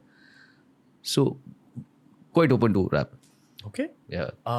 बहुत रैंडम इंट्रूसिव सवाल है, पूछूं? अरे I पूछो, don't know आपका Break it on. नहीं, ठीक है आपकी टाइम सिचुएशन। कुछ ओके ओके, ठीक है। ये म्यूजिकल सवाल है, थोड़ा इंटरनेशनल पर्सपेक्टिव से। आपको क्यों लगता है कि दुनिया भर, आई वोंट से कि रॉक मर चुका है, पर रॉक की पॉपुलैरिटी बहुत कम हो चुकी है? मुझे याद है जब मैं स्कूल में था मैं 2009 में मैंने मेरा 10th स्टैंडर्ड एग्जाम दिया, उसके पहले हर कोई रॉक सुनता था, रॉक ऑन फिल्म आई थी based on rock culture, and literally मेरे सारे जो टीममेट्स हैं सब जेनजीज हैं बॉर्न आफ्टर 97, लिटरली कोई भी रॉक नहीं सुनता, पर रॉक बहुत सुंदर जॉनर है अकॉर्डिंग टू मी, हाँ हाँ एंग्स्ट भी है उसमें, प्यार भी है, पर कोई रॉक नहीं सुनता दुनिया भर, बहुत कम लोग सुनते हैं आजकल। जो रॉक का जो एक वाइल्ड बीस्ट का जो एक इमेजिंग थी ना कि मतलब रॉकर, वो जो फीलिंग था वो रैप ने ले लिया अभी। अब वो जो एंग्स्ट है और वो जो कन्वे करने की जो ना ये रैप ने ले लिया है, सारी बातें उससे कन्वे हो रही हैं। पहली बात तो ये, दूसरी बात है कि यही चीज़ गज़ल के साथ में हुई है, यही चीज़ें कव्वालियों के साथ में हुई हैं। कव्वालियाँ थीं, अब उसको एक नया चोगा पहना दिया है, सूफ़ी। सूफ़ी तो आप खुद जानते हैं संगीत होता ही नहीं है। Sufi is a state of being. उसमें जब कोई बात कही जाती है उसको हम कव्वाली बोलते थे पहले नॉर्मली, क्योंकि कव्वालियों में ही बात की जाती थी, चढ़ता सूरज धीरे धीरे ढलता है ढल जा, सूफी बात है। तू यहाँ मुसाफिर है ये सारा है खाना है, तो बात की जा रही है उसकी, चढ़ता कव्वाली में सुकन भी किया जा रहा है, हल्का ट्विक कर दिया है अभी, तो वही उसको अब सूफी जोगा पहना दिया गया है। तो this I love Sufi music, अब सब ये बोलते हैं there is nothing called Sufi music, but ठीक है, लेट देम एन्जॉय दिस। जैसे मैं बॉलीवुड शब्द से परहेज़ करता हूँ, मुझे पसंद नहीं है बॉलीवुड, यू नो, मैं इंडियन फिल्म इंडस्ट्री पे बोलता हूँ। अब जब पर कोई कह रहा है तो मैं थोड़ी इसको टोकता रहूँगा बार बार। अब कोई कह रहा है सूफी म्यूज़िक तो बोलने दो बेचारे को, भी क्या उसको समझना ही नहीं है। तो वैसे ही रॉक भी ट्रांसेंड कहीं ना कहीं हो रहा होगा किसी और चोगे में, शायद बाद में आएगा, सामने आएगा, लेकिन लोगों को अभी वो ओल्ड साउंड लगता है, उनको ओल्ड लगता है वो चीज़ कि वो it's my life it's now और नेवर, उनको वो साउंड से शायद कनेक्शन नहीं हो रहा होगा जिंजी को। तो हो ना, तो कुछ और चोगा पहन के आएगा रॉक वापस। मेरी कुछ गर्लफ्रेंड्स थी, एक्स गर्लफ्रेंड्स थी, जिन्हें रॉक बिल्कुल अच्छा नहीं लगता था, इसीलिए ब्रेकअप हो गया। नहीं, पर वो कहते थे कि रॉक के परकशंस उनको एंजाइटी होती है, और आजकल एंजाइटी का बहुत प्रॉब्लम। तो अभी उनको सुनाओ, ट्रांस म्यूजिक सुनाओ उनको वो ईडीएम सुनाओ, ट्रांस सुनाओ पहले से। हाँ शायद, तो एंजाइटी की मम्मी दादी नानी सब हो जाती है। शायद लोगों को एंजाइटी होती थी रॉक की वजह से। आई फील कि मुझे बहुत मिला है रॉक की वजह से, मैं वर्कआउट करता हूँ रॉक पे, मैस्कुलिनिटी आ जाती है रॉक की वजह से। तो लड़कियों को मैस्कुलिनिटी थोड़ी चाहिए थी उनको तो उस समय, अभी मतलब तुम भी मैस्कुलिन वो भी मैस्कुलिन, उनको नहीं करना था, उनको they wanted to become girls, that's why they remain girls. आप टेलर स्विफ्ट के गाने सुनते हो? हाँ, मैंने शुरू में बड़े सुने थे उसके, अब आजकल इतना नहीं सुन पाता मैं उसको। हाँ, बट आपके अकॉर्डिंग उनकी खासियत क्या है? क्योंकि इंडिया में भी एक बहुत बड़ा टेलर स्विफ्ट फैन बेस है, तो आई फील कि it's some kind of very deep spiritual connection which girls feel with Taylor Swift. पर आपके अकॉर्डिंग एज अ सिंगर उनकी आवाज़ में कुछ फील होता आपको? उसकी आवाज़, देखिए आवाज़ अच्छी होती है, लेकिन मैंने अपने इस अंतराल में जो मैं रहा हूँ, मैंने एक बात को मैं पक्का मान गया हूँ, जब चल रहा होता है इंसान तो लोग बोलते हैं कि वाह क्या क्या बात है, फिर नहीं चलता तो फिर बोलते हैं, गलती निकालते हैं। तो यहाँ ना सब ये है, सब इधर है, सब यहाँ है। टाइम आता है तो सब चीज़ अच्छी लगती है उसकी गलतियाँ भी, खामियाँ जो हैं वही उसकी खासियत बन जाती हैं। तो अच्छे तो बहुत लोग होते हैं, लेकिन बात किस्मत की है। सोनू निगम क्यों बना है? किस्मत है, भाग्य है। अमिताभ बच्चन क्यों है? भाग्य है, क्योंकि उनकी पर्सनैलिटी बहुत अच्छी है, वो थोड़ा बहुत गा भी लेते हैं, एक्टिंग के महारथी हैं, आवाज़ बड़ी अच्छी है। लेकिन वो पैदा हुए एक ऐसे दुनिया में जहाँ पे सिनेमा था ना, अगर सिनेमा नहीं होता, ये पैदा होते आज से, मतलब इस he was born 100 years before, तब तो वो स्टेज पे काम करते, है कि नहीं? तो वो सदी का महानायक कैसे बनते? वो सही समय पे सही जगह पे होना, इसे भाग्य कहते हैं, है ना? मैं सिंगर क्यों हूँ, फेमस सिंगर क्यों? अरे इतना जगाता है, मैं हूँ क्योंकि माइक्रोफोन है। मैं ये मैं कर रहा हूँ। अब मुझे बिना माइक्रोफोन के अगर छोड़ दें भीमसेन जोशी जी के साथ में, व्हाट वे विल स्टैंड? मैं सही वक्त पे सही दौर में पैदा हुआ हूँ, कि जहाँ पे मैं एक्सप्रेस कर पा रहा हूँ, अभी मुझ में कहीं बाकी थोड़ी सी है जिंदगी, ये मैं कर पा रहा हूँ एक्सप्रेस। लेकिन अगर मुझे बोला जाता है कि यहाँ पे तुझे ये तान मारनी है और तेरे बगल में सलामत खान साहब बैठे हुए हैं या गुलाम मुस्तफ़ा खान साहब बैठे हुए हैं, या वे विल स्टैंड। इसीलिए टेलर स्विफ्ट या कोई भी हो, वो सब सही जगह पे सही वक्त पे हैं। ऑलमोस्ट पॉडकास्ट खत्म हो चुका है, कुछ सवाल हैं थोड़े से प्री प्लान। बस इतना ही रणवीर, क्या मतलब इतना कम पूछे मुझसे। नहीं That's sir, not done. I feel कि आपसे फिर से बात होगी मेरी। आई एम श्योर ऑफलाइन भी थोड़ी सी। बिल्कुल, ऑफ कोर्स। जो मैंने अभी ऑफलाइन तो ज़्यादा होगी एक्चुअली। हाँ ज़्यादा होगी, यहाँ तो बहुत कुछ नहीं बात कर सकते।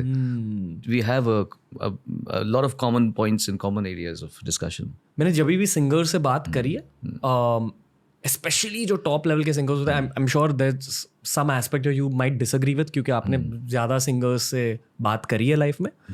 पर मैंने आपसे बात करी है, जुबिन नौटियाल से बात करी है, डीनो जेम्स से बात करी है। I count rappers in that same category. बहुत इथीरियल थॉट्स होते हैं, मतलब उनके लिरिक्स, उनकी गायकी कहीं और से निकल के आती है।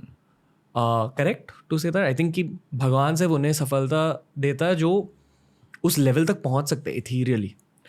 Commercial success, mainstream commercial success. मैं I like to believe it, क्योंकि हर इंसान के अंदर क्या चल रहा है तो मैं नहीं जान सकता, क्योंकि मैं सबसे नहीं मिला हूँ उतना जिन लोगों को मैं जानता हूँ। बट अगेन मैंने ज़रूर अंदर से सभी इवॉल्व होंगे, बट ऐसा इवॉल्व होना जो बाहर मैनिफेस्ट नहीं हो, वो तो ठीक बात नहीं है। इसलिए मैंने आई रीइटरेट, मैंने ऐसे कई बहुत बड़े बड़े फनकारों को इतनी ओछी बातें करते हुए सुना है, तो उनसे मैंने ये सीखा कि क्या बनना है, कैसे गाना है और कैसे रहना है, और ये भी सीखा कि क्या नहीं होना है।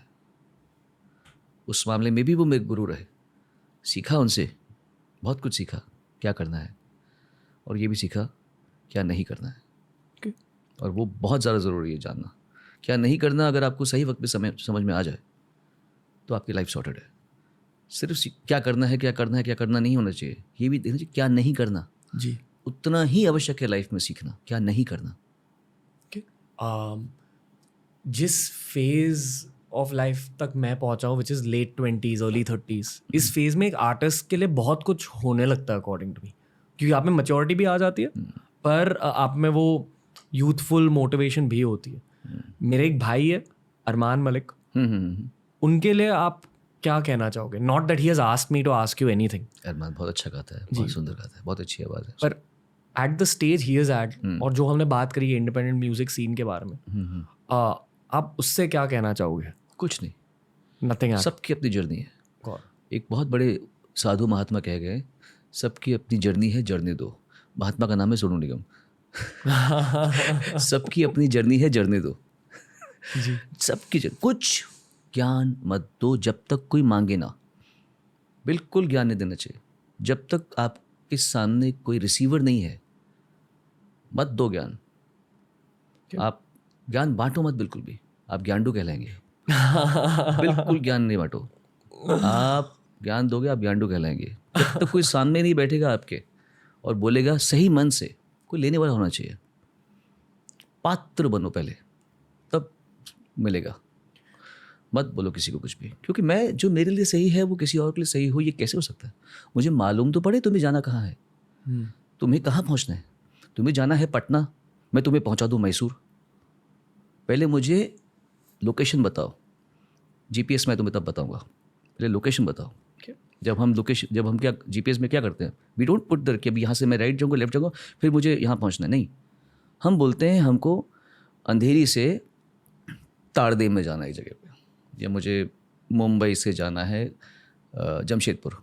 बस लोकेशन डाली, जीपीएस आपको रास्ता बताएगा। तो अगर मुझसे कुछ पूछना कोई चाहेगा तो पहले लोकेशन बताओ जाना कहाँ है, फिर बताऊँगा मैं क्या।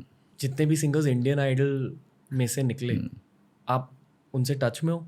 हाँ, काफ़ी लोग। इनफैक्ट वो भी परसों ही मीनल जैन आई थी घर पे मेरे, और बहुत लोग मेरे साथ में। राहुल वैद्या, उसकी अभी बेटी हुई है, प्राजक्ता शुक्रे बहन जैसी छोटी, अंतरा, मित्रा, बहुत सारे लोग सच में, अब अभिजीत सावंत, और मैं तो शायद नाम बोल रहा हूँ, काफ़ी बहुत सारे लोग हैं, मतलब ना केवल इंडियन आइडल बल्कि मेरे छोटे भाइयों और जैसे ही मेरे ऐश्वर्य निगम मुझे बहुत प्यार करते हैं, श्रेयस पुराणिक वो बहुत अच्छा सिंगर कंपोज़र है, बहुत सारे मेरे साथ में, तो जो मेरे से एक गैंग है पूरी मेरी जो मुझे बहुत प्यार करती है।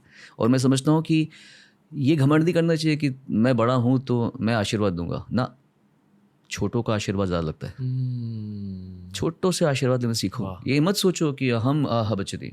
जब कोई मुझे अच्छा सा मैसेज भेजता है तो मैं उसको लिखता हूँ ये बात कि ये तेरी दुआ है, ये तेरा आशीर्वाद मुझे मिल रहा है। नहीं भैया, मैंने नहीं है, जिस जहाँ से जिस गंगोत्री से ये जो गंगा बह रही है ना, वो जिस गंगोत्री से आ रही है मैं देख पा रहा हूँ, तो तेरा आशीर्वाद मुझे मिल रहा है।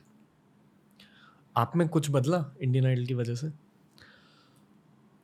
इंडियन आइडल क्यों बोलेंगे, एक एक चीज़ क्यों बोलेंगे सर, एक चीज़ से क्या बदलेगा? वो तो हर इट्स लाइक हम तरह तरह का खाना खाएंगे तभी जाके तभी एक तरह का खाना खाएंगे तो फिर हम कैसे स्वस्थ बनेंगे? क्यों? तो चाहे वो इंडियन आइडल हो, चाहे वो मेरे गाने हों, चाहे वो मेरी पर्सनल लाइफ हो, चाहे वो मेरे दोस्त हों, हर सबको मिला जुला के ही संगम से हम बनते हैं। Okay. तो they must been some impact from Indian Idol whatever. हाँ, एक चीज़ जो मैंने जानी थी 2004 में जब स्टार्ट हुआ था, I was just 30 at that point. तब जो लोगों ने आके मुझे प्यार दिया है, इज्जत दी है, मतलब 30 साल की लड़की के कौन पैर छूता है यार, मतलब ऐसे, मतलब आके पैरों पे लेट रहे हैं। उस समय मुझे रियलाइज़ हुआ कि मैं कहाँ बैठा हूँ इन लोगों के लिए। मुझे उसके पहले नहीं पता था, आई डिडंट नो। कि तब सोशल मीडिया भी नहीं होता था। हाँ, तो तब मैं, पर उस समय ये कभी पता नहीं, बिकॉज हमारी मुलाकात होती थी मुंबई के लोगों से, दिल्ली के लोगों से। हमें कोई रांची से आता हुआ बच्चा सिंगर हो या ना सिंगर हो, उसके लिए मैं क्या हूँ, ये मैंने 2004 में समझा आइडल करते हुए दौरान। और उस वक्त में तक मेरा वो ट्रांसफॉर्मेशन हो रहा था। वो उस समय मैं योग के पागल के स्टेटस में बीइंग में था, तो मुझे बहुत टच की ये चीज़। सॉरी मैं ये कह रहा हूँ sir, like and we can may be not talk about this if you don't want, बोलो। बट एटलीस्ट मेरे नज़रिए से, और मैं बहुत एमेच्योर हूँ, मुझे म्यूज़िक के बारे में लिटरली ऑलमोस्ट कुछ नहीं पता, पर मैं एक आउटसाइडर पर्सपेक्टिव से इनपुट दे रहा हूँ। क्या आपको ये लगता है कि जितने भी कंटेस्टेंट्स निकले उन्हें एक फेयर शॉट दिया गया इंडस्ट्री में, प्लेबैक सिंगिंग में? या देखिए, खाना तो मैं आपके मुंह में डाल सकता हूँ, चबाने का काम आपका है, समझे? जी। चबाओगे नहीं तो फिर कैसे होगा? तुम्हारे लिए चबाएंगे भी हम, मतलब चबवाएंगे तुमको हम। खाना मुंह में जा चुका है, चबाना पड़ता है, वो चबाने का मादा होना चाहिए। इंडियन आइडल या कोई भी ऐसे शोज़ हैं, उनसे लोग फेमस हो जाते हैं, बहुत बड़ी बात है। जब हम मुंबई में आए थे तो ऐसा कुछ था नहीं उस समय। हमको क्या करना पड़ता था? स्कूटर उठाते थे अपना, टू व्हीलर, या तो उसके पहले बस में जाते थे यहाँ से वहाँ, ऑटो के पैसे बचाते थे ताकि थोड़ा पैसे बच जाएं। 4 बंगला से लोखंडवाला तक पैदल चल के जा रहे हैं, मैं मेरे पापा, कौन ऑटो लेगा? ऑटो में 2.5 रुपये जाएंगे, 3 रुपये जाएंगे, जो उस समय। हम वैसे बचा बचा के हम, फिर उसके बाद में स्कूटर ले लिया वहाँ से। रोज़ सुबह जा रहे हैं, पब्लिक बूथ में फ़ोन कर रहे हैं, अनु जी नाटक कर रहे हैं, हेलो मैं अब्बू बोल रहा हूँ, मालूम है अनु मलिक बोल रहे हैं, मुझे मालूम है। तो हेलो मैं अब्बू बोल रहा हूँ, मैंने अनु जी है? नहीं मैं उनका भाई बोल रहा हूँ, अनु जी अभी घर पे नहीं है, बट आप मुझे आपके बारे में बताया है, बहुत अच्छा गाते हैं। अनु जी मुझे मालूम है ये आप ही हो। फिर कभी हेलो मैं डब्बू बोल रहा हूँ, और कभी मतलब, और हमको मालूम है कि ये अनु मलिक है। तो पर अपने टाइम का वेट करना चाहिए। अब ऐसे में हम चबाना छोड़ दें? हमने चबाया, हमें लोगों ने नचाया, दुत्कारा, पर हमने चबाना नहीं छोड़ा। पर करना पड़ता है, घमंड नहीं करना चाहिए। आपको काम चाहिए ना, खड़े हो सबके सामने। उषा खन्ना जी की रिकॉर्डिंग में गया था मिलने के लिए उनको, जब पहली बार ऑडिशन देने के लिए गया था उनके पास में। दिस इज़ 1991 की बात है, आई थिंक सितंबर के एंड की बात होगी। मैं और फिर फादर फर्स्ट टाइम आए थे, आई वाज जस्ट 18 हुआ था मैं उस समय, 12th पास की थी मैंने। तो उन्होंने मुझे बुलाया, तो वो कहती है अच्छा उस रिकॉर्डिंग पे आ जाना, 9 स्टूडियो है, नहीं सरगम स्टूडियो है खार में। मैं गया वहाँ पे, तो वहाँ पे अलका जी आ रही हैं, वो गा रही है, कुमार शानू जी आ रहे हैं, वो गा रहे हैं। तो दिख रही खड़ा हुआ है बाहर, बैठ जाओ। नहीं, मैं 7 घंटा खड़ा रहा। मैं बोला कभी बाई चांस आए और देखे मैं बैठा हूँ ना, ऐसा भी नहीं होना चाहिए, खड़े रहना चाहिए, सोनू निगम, इंप्रेशन अच्छा पड़ेगा। ऐसा चबा है, बैठ सकते थे, कोई था ही नहीं वहाँ पे। मैंने बोला बाई चांस दरवाज़ा खुल गया और ये देखिए कि मैं बैठा हूँ, इनको दिखना चाहिए कि इस खड़ा हुआ है तब से। 7 घंटा मैं खड़ा रहा। फिर जब स्टूडियो बंद हो गया था, अरे लड़का खड़ा हो जरा उसको, चलो बलराम बल्लू बोलो उसको लगाओ जरा माइक्रोफोन लगाओ उसको। फिर मैंने गाना शुरू किया तन्हा, तो कहती अरे एको लगाओ, एको बढ़ाओ, कि तब मालूम पड़ा कि ये जो खड़ा हुआ है ये साला गा सकता है। पर अगर मैं निकल जाता कि 7 घंटा तो हो गया, कितना वेट करेगी मुझे, क्यों, मतलब ये अगर मैं कर देता, उस मन में सोच लेता कि यार मैं कोई फालतू सिंगर हूँ क्या, 7 घंटा बिठाया खड़ा किया तुमने, देखा नहीं, थोड़ा पहले बुला लेते मुझे। अलका याग्निक और कुमार शानू के बीच में गवाने तो था ना, खाली थे तुम्हारा टाइम, तब मुझे बुला लेते।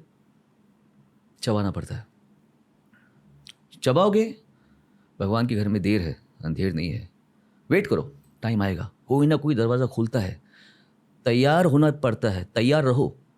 बुरे वक्त में अपनी तलवार को शार्प रखो शार्प, जब दरवाज़ा खोलेगा भागो अंदर, तब तैयार नहीं हो सकते। आपने वेट कर रहे हैं कि दरवाज़ा खोलेगा, अरे अरे मैं तो तैयार ही नहीं हुआ, ज़रा बाल बनाऊंगा, मैं कपड़े पहनूंगा, तब दरवाज़ा बंद हो जाएगा। वेट नहीं करेगा वो समय, तैयार रहो, फिट रहो, सर झुका के चलो। अपने को बहुत ज़्यादा मुँह मत समझो कि I have my own ideals in, मेरे अपने असूल हैं। असूल है तो फिर बेटा घर पे बैठ जाता। असूल तब दिखाना जब तू कहीं सिंहासन पे बैठा होगा, तब असूल दिखाना अपने, कि मैं ये नहीं करूँगा, मैं वो नहीं करूँगा, मैं ऐसा नहीं गाऊँगा, तब असूल दिखा। तू कुछ है ही नहीं, किस अकड़ में बैठा तू भाई। आई फील कि सर जनरली मीडिया में ना 2 टाइप की मेहनत होती है, एक आपकी क्राफ्ट की मेहनत और दूसरी ये सब लगन होनी चाहिए। बिल्कुल पीपल स्किल्स में भी मैं इसी में डाल दूंगा। हाँ बिल्कुल, पीपल स्किल्स है। पीपल स्किल का सबसे आसान तरीका रणधीर पता है क्या, हर इंसान को स्मार्ट होने की आवश्यकता नहीं है। मैं हमेशा बोलता हूँ कि बाहर हम ट्रैवल करते हैं, वहाँ के बच्चे ज़्यादा ग्राउंडेड होते हैं। हम इंडिया में अपने बच्चों को सिखाते हैं बिकम स्ट्रीट स्मार्ट, ये कर बेटा, सीधे आदमी का कुछ नहीं, सीधे आदमी का होता है। मैं रणवीर तुम्हारी आंखों में जानता हूँ what a beautiful soul you are. You not that street smart clever manipulative guy that people want to their kids to become. How are you successful? कैसे हो सक्सेसफुल भाई? दुनिया भर के इतने अच्छे अच्छे लोग तुम्हारे शो में आ रहे हैं, क्यों आ रहे हैं? तुमने कोई तिगड़म लड़ाई है क्या? तुमने अपनी आत्मा को पवित्र कर दिया, तुमने अपने नॉलेज को प्रखर कर दिया, तो लोग आएंगे। तुम चुंबक बन चुके हो, यू आर अ मैग्नेट ना हो। तुमको कोई जरूरत नहीं रस्सी से लोगों को खींचने की, तुम बस खड़े हो जाओ, लोग आएंगे, चिपक जाएंगे। कोई ज़रूरत नहीं ज़्यादा स्मार्ट बनने की, ज़्यादा क्लेवर बनने की। स्ट्रीट पर पीपल स्किल्स कई भाड़ में मत करो। पीपल स्किल्स अच्छे बनो, अच्छे बनो, पात्र बनो, लोग आएंगे। यही सत्युग चल रहा है, ये कलयुग नहीं है, ये सत्युग है, ये अच्छा युग है। हमको घर में बाथरूम मिल रहा है, हमको पानी नल से आ रहा है।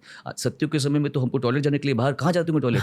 हाँ, सत्युग ये है, औरतें सेफ है।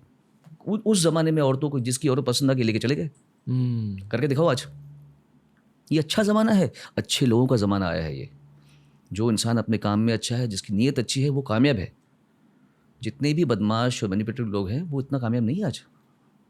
कामयाबी की बात करते हुए एक सवाल मुझे पूछा, ये बहुत इंटरनेट ओरिएंटेड सवाल है। अच्छा। At the end of the day मैं एक डिजिटल पॉडकास्टर भी हूँ और मुझे डीप बातें भी करनी है इसी के बारे में। हमने इंडियन आइडल की बात करी, सारे सिंगर्स की बात करी आपने, वो हमने 2 टाइप की मेहनत की बात करी। अरिजीत सिंह भी वहीं से निकल गए, फेम गुरुकुल से निकल गए। उन्होंने अलग क्या किया? चबाया। ओके, चबाया। वो टाइप बी की मेहनत भी करी है। ऑफ कोर्स, मेहनत तो वो बचपन से सीखा हुआ है, चबाना आना चाहिए। उसने चबाया है। उसने प्रीतम के साथ में सिर्फ गाने नहीं किए, उसने प्रोग्रामिंग की, साउंड प्रोडक्शन किया, सीखा। उसने ये नहीं बोला कि मुझे तो सिंगर ही बनना है, मैं और काम क्यों करूँ, I sing better than this guy that you making him sing. उसने असिस्ट किया, उसने चबाया। चबाना पड़ता है। लोग ये सब नहीं जानते, ये नोटिस नहीं करते, क्योंकि उनके अंदर उस बात को स्वीकार करने की ऑनेस्टी या सरेंडर नहीं है। कोई आपसे अच्छा है, उससे आप इंस्पायर नहीं हो रहे, उससे आप चिढ़ रहे हैं। वो ज़्यादा आपसे मेहनत कर रहा है, आप उसकी मेहनत से इंस्पायर नहीं हो रहे।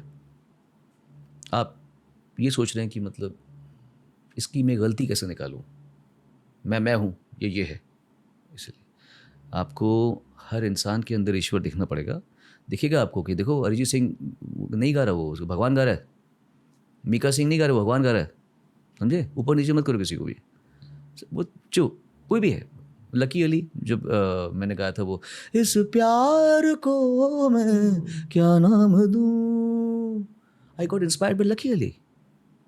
उनका गाना था, शाम सवेरे तेरी यादें आती हैं, इस प्यार को मैं क्या नाम दूं नहीं किया मैंने। हो बेचैन दिल को कैसे, ये क्या, हो बेचैन दिल को कैसे आराम दूं, ओ लकी अली। सीखना पड़ेगा, सीखा और अपने काम में इसको इम्प्लीमेंट किया। Again I am just trying to get to the depth of greatness here. अगर आप एक फुटबॉलर हो, आप एक दूसरे फुटबॉलर को देखते हो, आप as a game, as an athlete उसे एक अलग नज़रिए से देखते हो। तो ये मैंने जुबिन भाई से भी पूछा था कि अरिजीत सिंह की खासियत क्या है, तो उन्होंने कहा कि उनकी गले की तैयारी बहुत अलग है, बहुत सेट है उनका गला, पर और क्या। और जो हमने इस पॉडकास्ट के स्टार्ट में बात करी कि एक स्पिरिचुअल रेल्म में जाकर वहाँ से आर्ट लेकर आना दुनिया के लिए, वो एक कला होती। आई पर्सनली फील कि उनकी आवाज़ में वो वाली क्वालिटी है, बिल्कुल आपकी आवाज़ की तरह, कि आप एक अलग रेल्म में चले जाते हो। पर ऑनेस्टली एक और क्वालिटी है, और ये मैं शायद खुद के पर्सपेक्टिव से भी कह रहा हूँ, उनकी आवाज़ में बहुत ज़्यादा दुख है। और शायद उस दुख की वजह से जो भी उन्होंने लाइफ में देखा है, जो बहुत कम लोगों को पता है शायद उस दुख के बारे में, या वो शायद दुख को ज़्यादा फील करते हैं। आई डोंट नो अगर सारे सिंगर्स दुख को ज़्यादा फील करते हैं, पर कुछ तो है दुख रिलेटेड उनकी आवाज़ में, जिसकी वजह से बहुत सारे लोग कनेक्ट कर रहे हैं, स्पेशली हार्ट ब्रोकन बंदे। आई डोंट नो, मतलब मुझे लोग ऐसे सोचते हैं, तो मुझे लगता है कि वो भूल जाते हैं कि अरिजीत ने किस लेवल के फास्ट गाने गाए, नशे से चढ़ गई ओए नशे, तो वो वर्सटाइल सिंगर है। वो दुख वाले गानों को लोग ऐसे जोड़ते हैं उससे, जैसे रफ़ी साहब के बारे में लोग बोलते हैं रफ़ी साहब की आवाज़ में दर्द है, तो किसको प्यार करो, किसने गाया फिर गाना। अच्छे सिंगर में क्वालिटी होती है। किशोर कुमार ने दिल ऐसा किसी ने मेरा तोड़ा, लगता है ये गाना उसने गाया है जिसने गाया, जिंदगी एक सफ़र है सुहाना राफ्ता राफ्ता देखो, और वो गा रहा है घुंघरू की तरह बजता ही रहा हूँ मैं। हर अच्छे सिंगर को वर्सटाइल होना पड़ता है। ऐसा नहीं है दर्द वर्द दुख वुख। If you are a good singer, हमारे पहले गाने अच्छा चला दिया तो आया था ना, जो सारे सैड सॉन्ग्स थे, सैड ही तो गाने गाते थे। पर उसके बाद में मैंने गाया ना, what is mobile number, what is your style, गाया ना। वर्सेटाइल इंसान को हर गाना गाना पड़ता है, मतलब शायद इमोशनली वर्सेटाइल होना पड़ता है। हाँ, मतलब जिसमें, और आजकल तो वो ज़माना है कि you don't really need to be versatile. मतलब अगर आपको कैलाश खेर की आवाज़ का एक गाना समझ में आता है, तो वो आपको सोनू निगम से गाने की ज़रूरत नहीं है। वो चाहे उसकी एक्टिंग कर भी सकता होगा, लेकिन आपको जब कैलाश खेर मिल रहा है तो उससे क्यों गाएंगे आप। वैसे किसी की आवाज़ एक मिल रही है कि भाई ये एक्सपर्टीज़ इस गाने की इसकी है। पहले ये होता था कि मैं था तो मैं हर किस्म के गाने गा लेता था हमेशा जी। तो मेरे पास ही सब आते थे, ये भी गाना, ये भी गाना, ये भी गाना, ये भी गाना। अभी ऐसा टाइम है कि लोगों को लगे कि मार्केट खुल चुका है, let's take the experts for that particular genre and make them sing the singer. Other, not getting a person who's a versatile singer, but जब हमको एक फील्ड का एक एक्सपर्ट मिल रहा है तो उससे क्यों नहीं गवाएंगे। अब वो ज़माना है। ओके, अब क्या सोचते हो इस ज़माने के बारे में, जहाँ ऑटो ट्यून भी है, अभी एआई सिंगिंग भी आ चुकी है। हाँ, क्या सोचता है एआई सिंगिंग के बारे में? लोग तो काफ़ी डरे हुए हैं। मेरा तो विश्वास है कि भगवान एक दरवाज़ा बंद करता है दूसरा खोल देता है। बैलेंस है, इक्विलिब्रियम, कमाल की ये यूनिवर्सल मैजिक है। डरने का नहीं। ऑटो ट्यून आ गया तो क्या हो गया, स्टेज पे तो हम लिटमस टेस्ट हो जाता है ना कि कौन क्या गाता है। स्टेज पे तो लिटमस टेस्ट है, कितना भी तुम 8 घंटा 2-4 दिन लगाओ गाना गाने में, अच्छा लगेगा तुमको। स्टेज पे तो तुमको गाना पड़ेगा, गाना गाओ, लिपसिंग करोगे तो मालूम पड़ जाएगा। वो तो उस चीज़ को कोई नहीं छीन सकता। AI आया है, मैंने अभी सुना रफ़ी साहब की आवाज़ में, वो हौले हौले हो जाएगा प्यार चले आओ, रफ़ी साहब गा रहे हैं उसको। मैं हिल गया, मैंने बोला यार ये तो रफ़ी साहब ने कब गाया गाना। So it is of course very interesting, but उसमें मैं नहीं डरता। मैं समझता हूँ कि कोई ना कोई रास्ता और निकल जाता है, और मास्टरी ओवर क्राफ्ट, इसका कोई तोड़ नहीं है। ये बहुत शायद अलग एक बिजनेस पर्सपेक्टिव है एआई म्यूजिक को लेकर। हाँ, पर आई फील कि बहुत सारे लीगल एंगल्स आने वाले हैं अब। आने तो चाहिए ऑफ कोर्स, क्योंकि अगर रफ़ी साहब की आवाज़ में कोई गाना आ रहा है और मान लीजिए कोई इससे कमाएगा तो पैसा रफ़ी साहब को जाना चाहिए, ऐसे होना चाहिए कम से कम। थोड़ी सी मतलब फारफेच थिंकिंग है, पर जो हमने कहा था कि इंडिपेंडेंट म्यूजिक की फिर से एक बहुत बड़ी राइज होगी, ये मुझे बिजनेस इंट्यूशन के पर्सपेक्टिव से बहुत ज़्यादा फील हो रहा है। AI का मतलब हाँ, आई पर्सनली फील कि आप जैसे लोग जो ऑलरेडी लेजेंड्स म्यूजिक इंडस्ट्री के, अब आई थिंक आप सब कॉम्पोजिशन मोड में, मतलब जितने लोग जा सकते हैं उस मोड में जाएंगे। Correct me if I am wrong, I mean I have no perspectives. अभी तो चैट जीपी क्या है, चैट जीपीटी ना, जी हाँ, जी जी। उसके थ्रू तो गाने भी बन रहे हैं आजकल, लिखे भी जा रहे हैं, कहानियाँ लिखी जा रही, स्क्रिप्ट लिखी जा रही हैं, तो ट्यून भी बन रही है। होगा, इंटरेस्टिंग टाइम है देखने का। एक सिंगर है, मतलब रैपर सिंगर है, ड्रेक, हाँ हाँ, he is considered, I know, उसका अभी गाना एक उसकी आवाज़ में डाला गया है, हाँ पता है मुझे। मतलब एंड आई नो कि लिटरली मैंने उनको अभी कॉलेज से फॉलो किया, उनकी मतलब हर साल एक एल्बम रिलीज होती है उनकी, एंड वो इतने सारे सॉन्ग्स क्रिएट कर पा रहे क्योंकि वो सारी चीज़ों को, ऐसे कहते हैं कि सारी चीज़ों को आउटसोर्स कर देते हैं, और शायद पूरे एल्बम में एक ही सॉन्ग है जो उनका खुद का होता है, जो उन्होंने खुद लिखा है, खुद गाया है, एट्सेट्रा, और वो फील हो जाता है आपको, आपको पता रहता है कि हाँ ये इसमें ड्रेक का दर्द है। यू आर इनटू ड्रेक, काफ़ी मतलब सुना हुआ उसको ना। आई फील कि इंडिया में भी हाँ ड्रेक की एक जगह है, किसी ने वो ऑफ कोर्स मुझे मालूम है, कैप्चर नहीं करी है। No, but sad, I'm asking about you, हाँ, कि जो मुझे तो सैड रोमांटिक रैप लिखनी है और स्पिरिचुअल रैप लिखनी है, तो that's why I am genuinely inspired by Drake. पर उन्होंने जो बिजनेस सिस्टम क्रिएट किया है कि ही outsources a lot of things, ऐसा कुछ आने वाला है। This is outsiders perspective, I don't have any insider perspective on music. आपको जान की बड़ी हैरानी होगी कि हमारे देश में भी कभी कभी ऐसा होता है कि म्यूज़िक कंपोजर्स नाम दे देते हैं, लेकिन बना कोई और रहा होता है। अकेले में बताऊंगा कौन है वो। उफ, पर ऐसी इंफॉर्मेशन लीक क्यों नहीं हुई है? आई थिंक लोग सोचते हैं कि इंटरनल सोर्सेज को मालूम है, इंडस्ट्री के लोगों को पता होता है कि ये या डायरेक्टर या जो भी है ये कंपोजर या जो भी आउटसोर्स कर रहा है कि नहीं कर रहा है, ये मालूम पड़ता है। इंडस्ट्री के लोगों को पता होता है, आप लोगों को शायद बाहर से नहीं पता चलता होगा। You still might know because you are still clued in, but एक आम आदमी को क्या पता चलेगा? तो सोचेगा नाम इसका आ रहा है तो इसी का गाना होगा। ऑटोमेशन और पर्सनल ब्रांडिंग का ज़माना है सर, दैट्स व्हाई। बिल्कुल, मतलब लोग अपने पर्सनल ब्रांड को बेच रहे हैं, नॉट जस्ट म्यूजिक। सबकी अपनी जर्नी है, जर्नी दो। ओके, आपकी जर्नी के फ्यूचर के बारे में बताइए सर। कुछ नहीं पता। Almost at the end of the podcast, दीवाना 2 बताइए, उसकी बात हुई नहीं है अब तक। अच्छा, अलाहाबादी को मालूम पड़ गया, क्योंकि ये बात तो हमने कभी की नहीं अभी तक, किसी को नहीं की, किसी के साथ नहीं की। अच्छा, आपको इन्फॉर्मेशन मिल गई है, गुप्त सूत्रों से आपको मालूम पड़ गया। हाँ, अभी ये नन्नू का मतलब भूषण कुमार का जी, एक खुद उसका संकल्प है कि मैं दीवाना 2 आपके साथ करता हूँ, and I trust him because मतलब छोटा भाई जैसे ही है। We have had some issues in the past, लेकिन मतलब इनके फादर को तो मैं अपना फादर मानता ही हूँ, तो फिर ये मेरा छोटा भाई हो गया हमेशा, and I consider his family as my mentors. मैं जब बच्चा था मैं तब से ये लोग मुझे प्यार करते हैं, जानते हैं।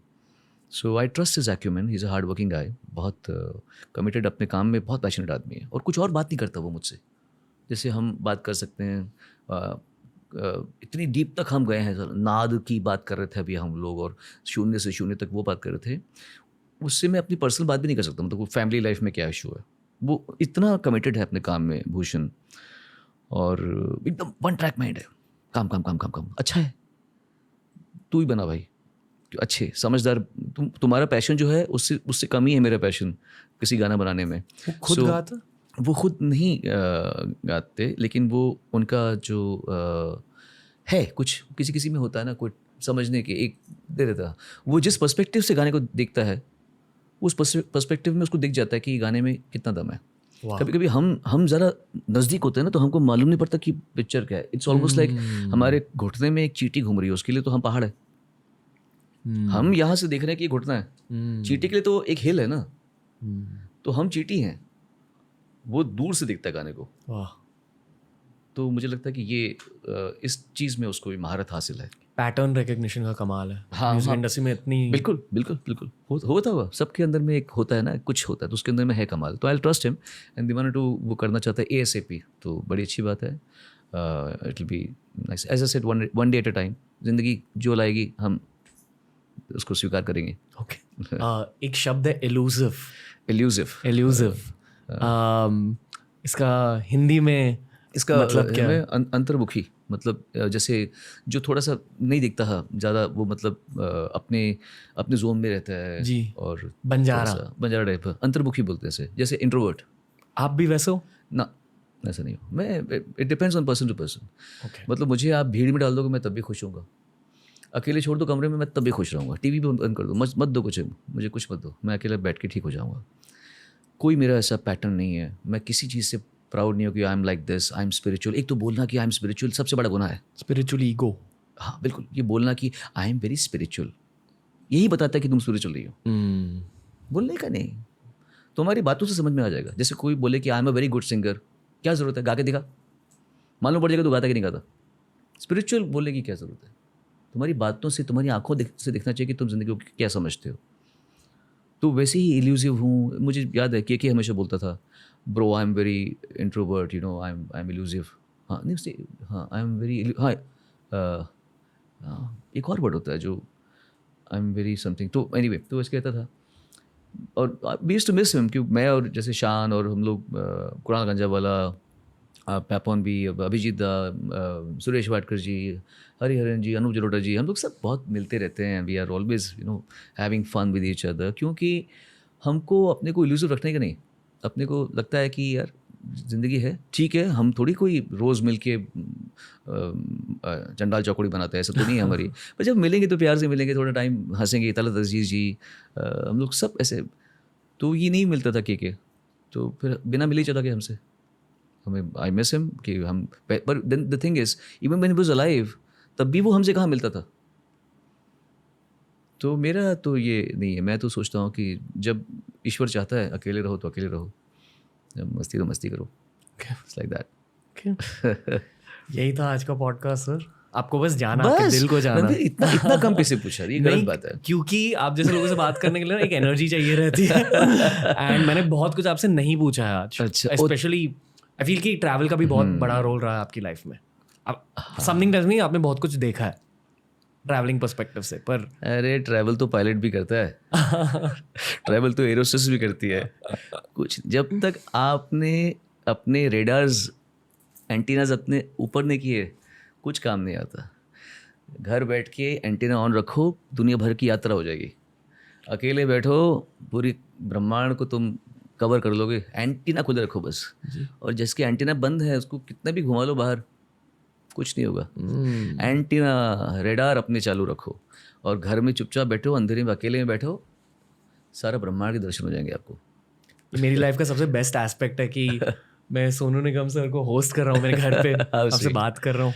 तो just thank you sir, thank you, lots of love to you, God bless you.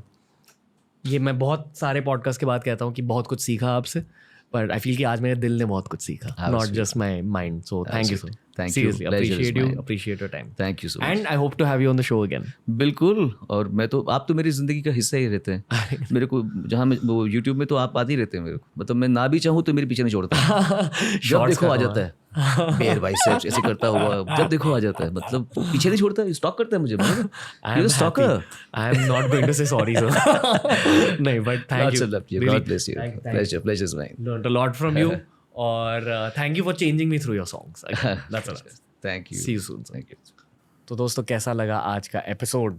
कुछ लोग ना इस फॉर्मेट के लिए बने होते हैं अकॉर्डिंग टू मी। कुछ लोगों के अंदर एक नेचुरल पॉडकास्टिंग की एबिलिटी होती है, उनके ह्यूमिलिटी की वजह से, उनके विनम्रता की वजह से। सोनू निगम सर बिल्कुल वैसे ही है, इनका दिल एक आर्टिस्ट का दिल है। आई एम श्योर कि आपको भी बहुत मज़ा आया होगा इस पूरे कॉन्वर्सेशन में। सोनू सर डेफिनेटली लौट आएंगे, तो मेरी आपसे ये रिक्वेस्ट है कि कमेंट सेक्शन में हमें बताइए कि हम और इनसे क्या पूछ सकते थे।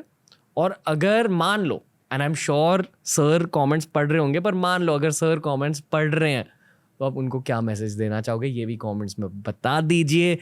सोनू सर TRS पर लौट कर आएंगे, और तब तक TRS को सपोर्ट करते जाइए, पॉडकास्ट देखते जाइए, और अपने दिल, दिमाग और गले को बेहतर बनाते जाइए।